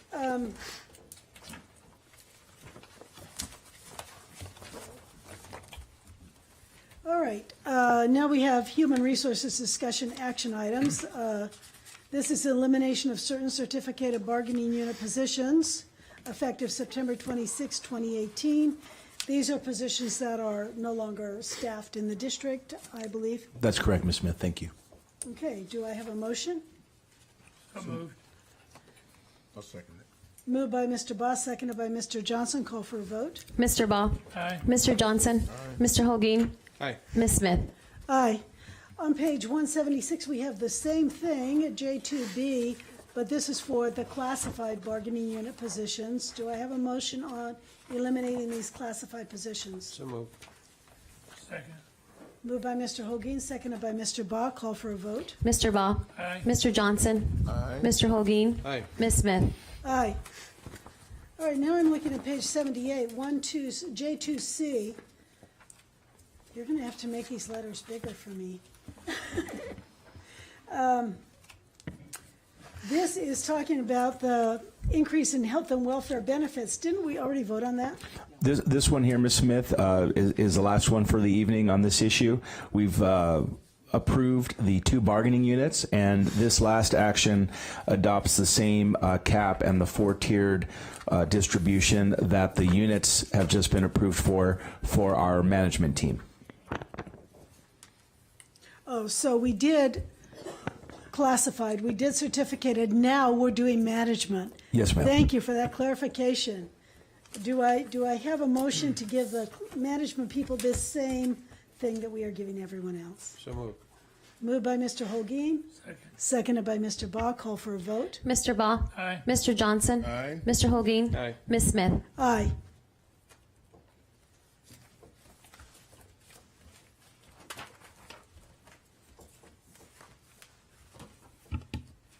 I think we are ready for comments from board members and superintendent prior to adjournment. Does anyone see anything else that I've missed? No, so let's start with Mr. Baugh. With regard to the charter school, it was, I think, just simply too thin. I don't know how much time they had to prepare to give it to us, but it really had no detail that would convince me that they were going to succeed. Not even a contract for a building. And I just, in good conscience, couldn't approve that, and just wanted to go on record with that comment. That's all I have to say. Thank you. Well, he's already summed up some of the things that I was going to say as well. I want to ask Dr. Ketziora, but I don't want to ask this, but I will anyway. Do we ever render advice to outsiders when they want to know something that has to do with education and going on your own and doing your own thing? Do we ever do anything like that? Mr. Johnson and to the board, I want you to know that it's an additional responsibility of the district to review a charter application. It takes an extensive amount of time, and we have in the past offered information to charters, but it's not been to our benefit, because when they don't get what they want, they say we told them what to do. Okay. So when you ask us that, we at one time did something like that, and then they came back and said, well, we're doing what you asked, when they didn't do what we asked. Okay. But you find yourself in a somewhat difficult situation, because when you hear tonight that they want to work with us, but yet they define our programs by a test score or something. So we're not in alignment philosophically on some of these items, and so therefore it's difficult when you're trying to help someone who may not have the same mindset about what we're doing. So, yeah, and I appreciate that. That's a difficult question, because I work for PepsiCo. Can you imagine Coke coming over and asking us, about a new product that we're going to put on the line? So, I just wanted to know, because I don't know what happens in the office and things like that. I just want you to know that through our legal defense that we have for the district and our own district staff, they're getting a sufficient not sufficient. They're getting an extreme amount of information that they wouldn't have had otherwise. Yes. That took our work and our our work away from our 33,000 students to give them that information.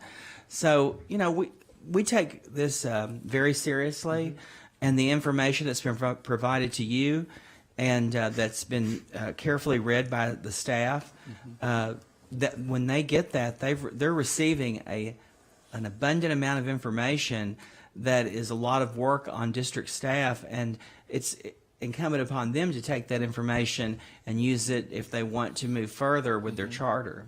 Yeah, and again, thank you, but please don't think that I'm advocating that we go out and help, because that's why I mentioned Pepsi and Coke. I hate to even say the name, but it's the same analogy. Okay, thank you. Let me move on to some things that we had the opportunity to do last week. Moreno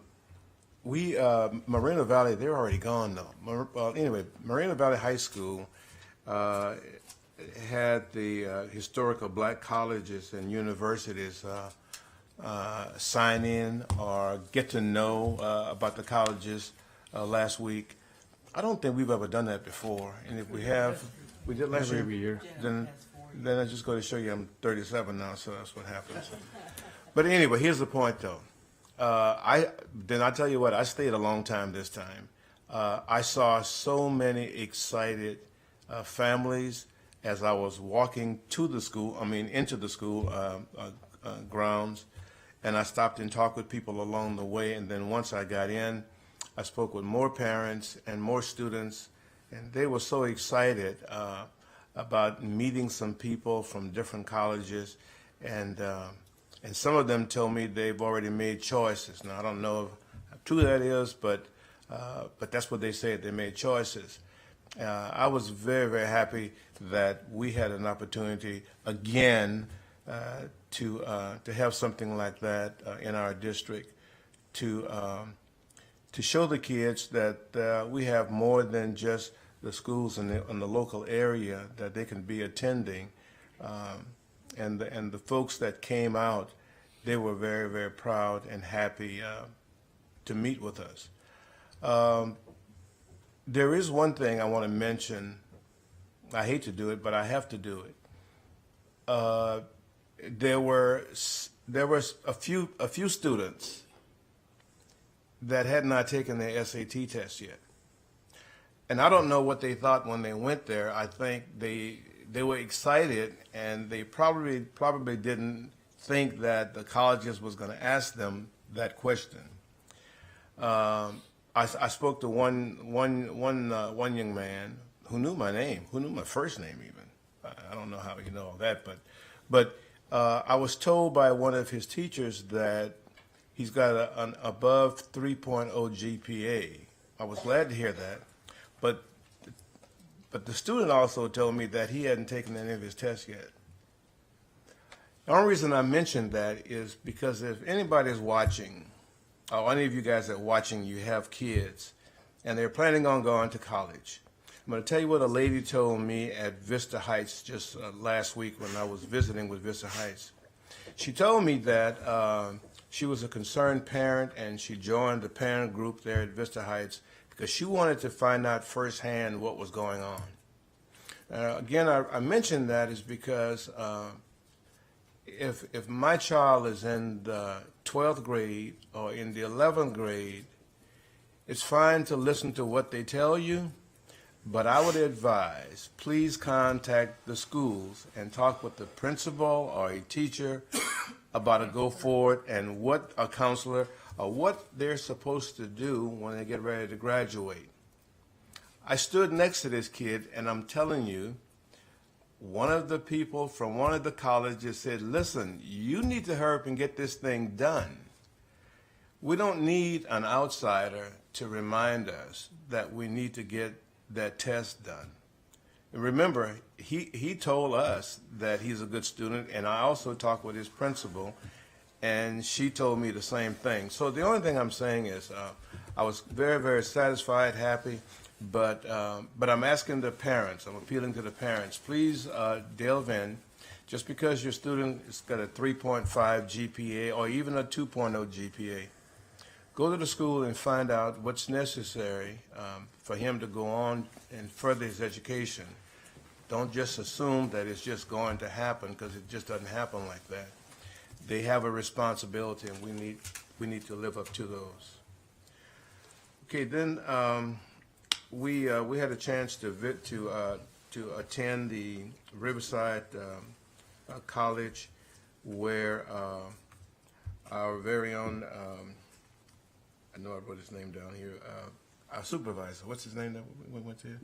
Marilyn Ashley, yes. Marilyn Ashley received an award. I guess most people know by now that he's retiring. I mention him because he has done a lot for our school district, and we appreciate everything that he's done, and we believe that whoever takes his spot will continue that and even step it up and even do more than what Marion Ashley did.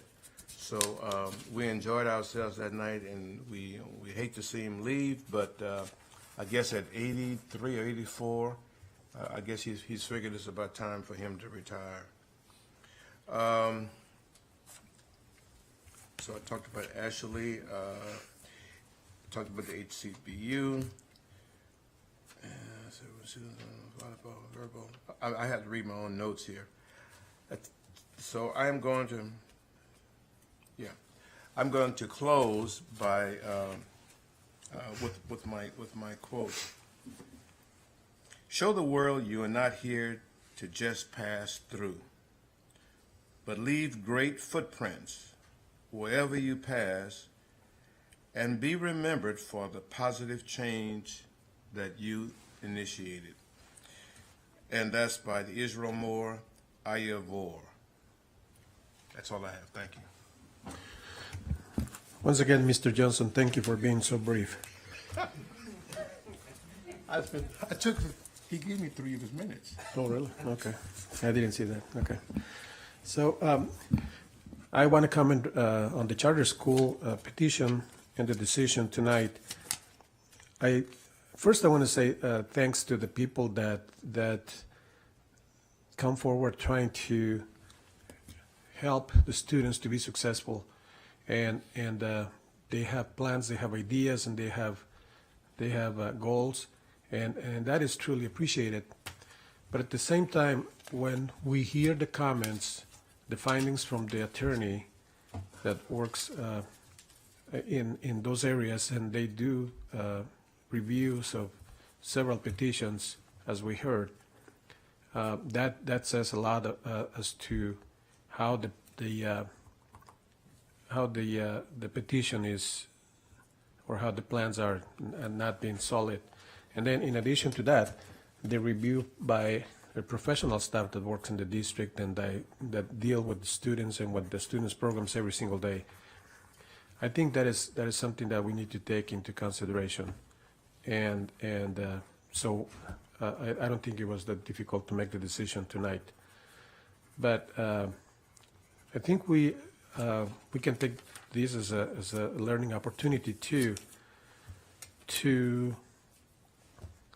hear the comments and to see what areas we can continue improving our educational system. I think we have an excellent educational system, but there's always an opinion out there that believes that something is not being done. So we can always put attention to that. And I know the Superintendent Katsiora is Dr. Katsiora is putting a lot of attention into every single corner of the district.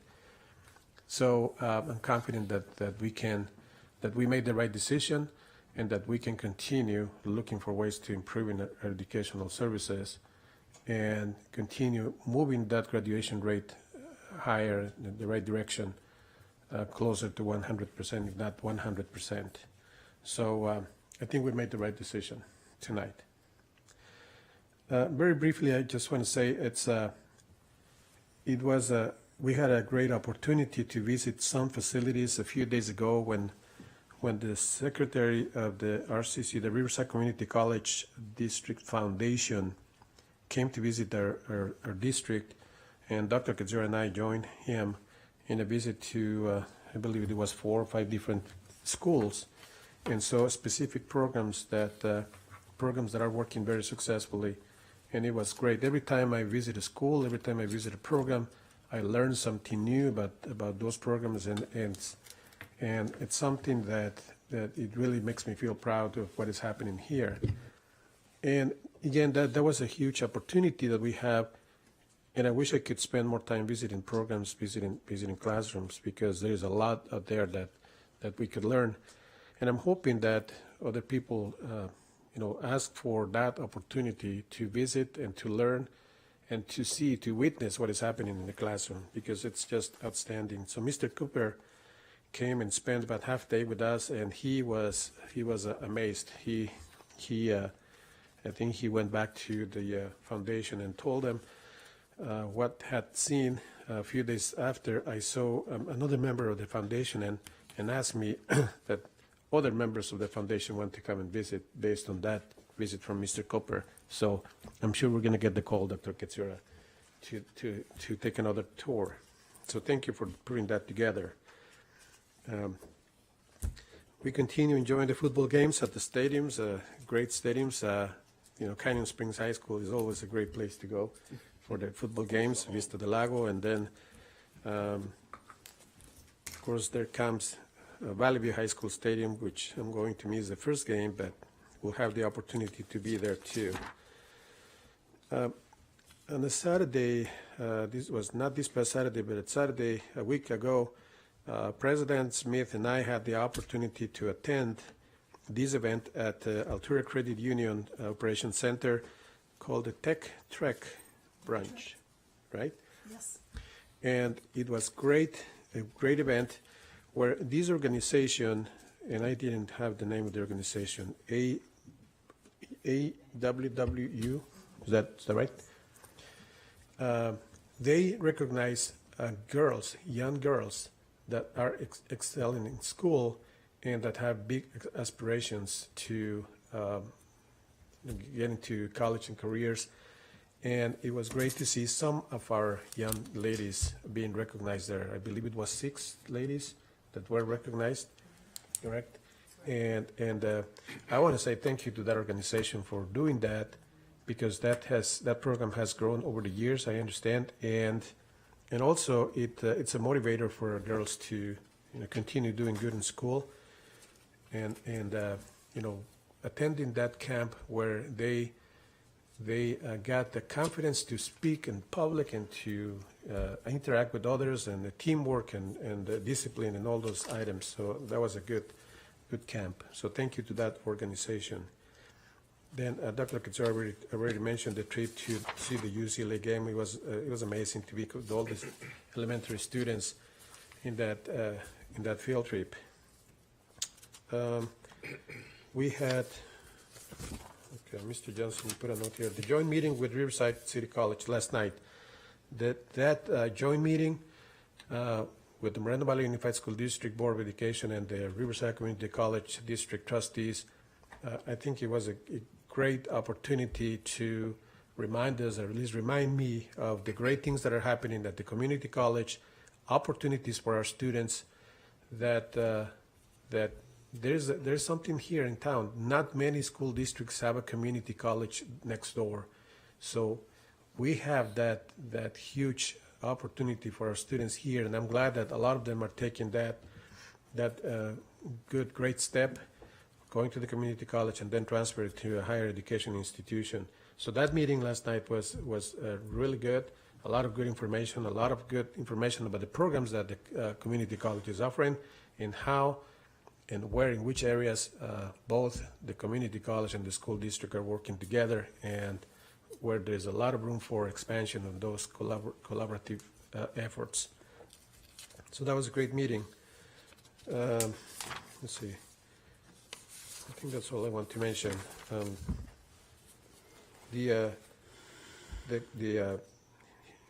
Help me remember, historically black colleges and universities event. That was great. A lot of people there, a lot of students attending, a lot of universities. I'm hoping, and I made a comment to Dr. Katsura, that we can make a connection with another organization. The organization is HACU, the Hispanic Association of Colleges and Universities, who has a lot of members that are Hispanic serving institutions. So hopefully we can do something similar for Hispanic students with the Hispanic serving institutions from all over the state and other states too. So we're going to pursue that opportunity and see if that happens. So again, thank you. I think, again, we made the right decision this evening, and thank you for everybody's work, and thank you for giving us that information on the charter school. it was critical for us to be well informed as to what was being submitted and what was being presented for us for approval or denial. Thank you. Thank you. I was not happy to deny the charter school application. I voted to deny it because I felt like that was the best advice that we had, and because I had certainly had some concerns about their application. But I'm not against all charter schools. We have many charter schools who operate in and around Moreno Valley. We had one parent here who talked about her daughters going to Encore, which has 2 buses that pick up in Moreno Valley, and some of our students do go there, so that's available. I know there's a STEM school. You know, I'm just saying. this is my comment time. I just want you to know. Thank you. Now I've lost my train of thought. On the STEM school. There's also a STEM school very close to Moreno Valley that some of our students that I personally know have gone to, as well as a number of charter schools already located in Moreno Valley. We have one just 2 doors away and several others. I don't know how many in the district. I'm not going to advertise all of them. Thank you, Dr. Kenziora. But, you know, I don't think we have seen the last of this charter school. I think they will come back. They will appeal to the county. They might come back and appeal to us again, hopefully with a little more well-rounded application that we can see our way clear to approve. I was happy to go with Mr. Holguin to the American Association of University Women Tech Trek, where some of our girls were recognized for their achievements in tech and for going to a tech camp during the summer. I think our girls went to Whittier College. Some girls from Riverside went to San Diego. So it was a great opportunity for these girls in our school district to get this extra opportunity to learn about tech, and it was a hands-on experience. They were very happy with the things that they had done. Some of the parents were a little bit hesitant about letting their girls go away because it was an away-from-home thing where they were gone for several days. They couldn't have a cell phone with them, and I think some of the parents were a little protective and a little bit nervous about letting their girls go, but they went and they had a great time, and they learned a lot, and they were very enthusiastic. I also learned a lot at the Moreno Valley College joint meeting last night, that we have so many programs to help our students get college credit while they're in high school, whether they are doing the dual degree program where they get a college degree at the same time as they get their high school graduation, or maybe they enroll in that program and they don't get enough units to get an AA degree, but they still get maybe 1 year worth of units. They're still ahead of where they would otherwise be. Or students that stay in their own high school and are able to take classes that will give them college credit and transfer to a 2 or 4 year college. So all of these things I saw as positive cooperation between Moreno Valley Unified School District and Moreno Valley College. And I look forward to working with Moreno Valley College more. They seem so enthusiastic to be here and to work with us. And I have seen the Moreno Valley College president on several occasions recently, the dinner and this and several other occasions, and I just feel like we're all getting to be closer together, and that makes for a good working relationship. So thank you, and I'll turn the time over to Dr. Kenziora. I apologize to you. I shouldn't have done that. So I want you to know I shouldn't have. But I do want to thank the Board of Education for supporting the staff of the district, because we're not here to say that charter schools are bad or good. What we're here to do is to let you know when we find something and you get that information. So I just want to thank you for supporting the staff, but I also want to thank the staff because Maribel Maddox, I know, having had that position, it's a lot of work complete that rubric and all the information that's needed in it, and it was very thorough. And one of the things that we do is we use a rubric. This is not opinion. It's not something that we put our own personal thoughts into. It's very factual. And so it's based on fact, it's based on information, and it's based on the California Department of Education expectations. So I want to thank Maribel Maddox for, she led that charge on that. I want to thank Tina Dagnall and Dr. Verdi because each of their divisions provided extensive information that confirmed what legal counsel found. I do want you to know that we do educate 33,000 students, and Claudia Harrigan, who's a new employee in our district, said to me today, Dr. Kidziora, I can't believe all the things that happen in Moreno Valley. She used to work at another school district. And she said, sometimes people don't even realize what you have here. And I think it's true because sometimes if you're not here for the superintendent's report and you don't listen to all these activities, you go looking for something that exists right here. There are 40 schools in this district, 40 choices. I talked to a parent this afternoon. You can go to any one you want to. We'll help you get into it. We have everything. And I just want to let the public know that we're very proud of what we do here, and we thank you for sending your children to school here. I want to thank you, Mrs. Is it Leva? Yeah, Miss Leva is a parent ambassador for our school district, and you represent the superintendent when you're out and about, and we talk about that. And tonight, I appreciate what you shared about, and you stayed here this entire time. And you are representing what we want to do in Moreno Valley, which is listen to parents, support them, and give them opportunities to help us make this district better. So I just want to thank you for being here and staying here on board. I want you to know she is a parent ambassador, and want to thank her for being here.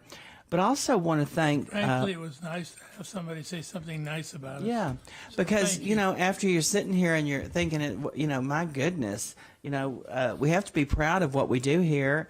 And we have to, we work for Moreno Valley Unified School District. If we're not here because we're proud of it, then that's an issue. And so you represent what we want to say. But I thank the parent ambassadors for what they do for our school district, because I say this to them every time I meet with them. Every time they do something, things get better. And you're helping in so many ways. And then I just want to say that we are privileged to work here in the school district. We are very privileged to work in this community, and we enjoy what we do. I loved your quote, Mr. Johnson, and I just want to thank you for sharing those quotes, because I wrote down who it was by. And, a lot of times we're not leaving a footprint when we're somewhere, and we have to all remember that every day we are charged with something that's very special, and to make sure that we deliver on the promise. And so thank you for what you do, and I just want to thank the community for what you provide for us. Thank you. It's almost like we don't want to go, huh? Thank you. At 9:32, this meeting is adjourned. 9:32. Gee whiz. If you'd known, you would have talked longer. No, he wasn't.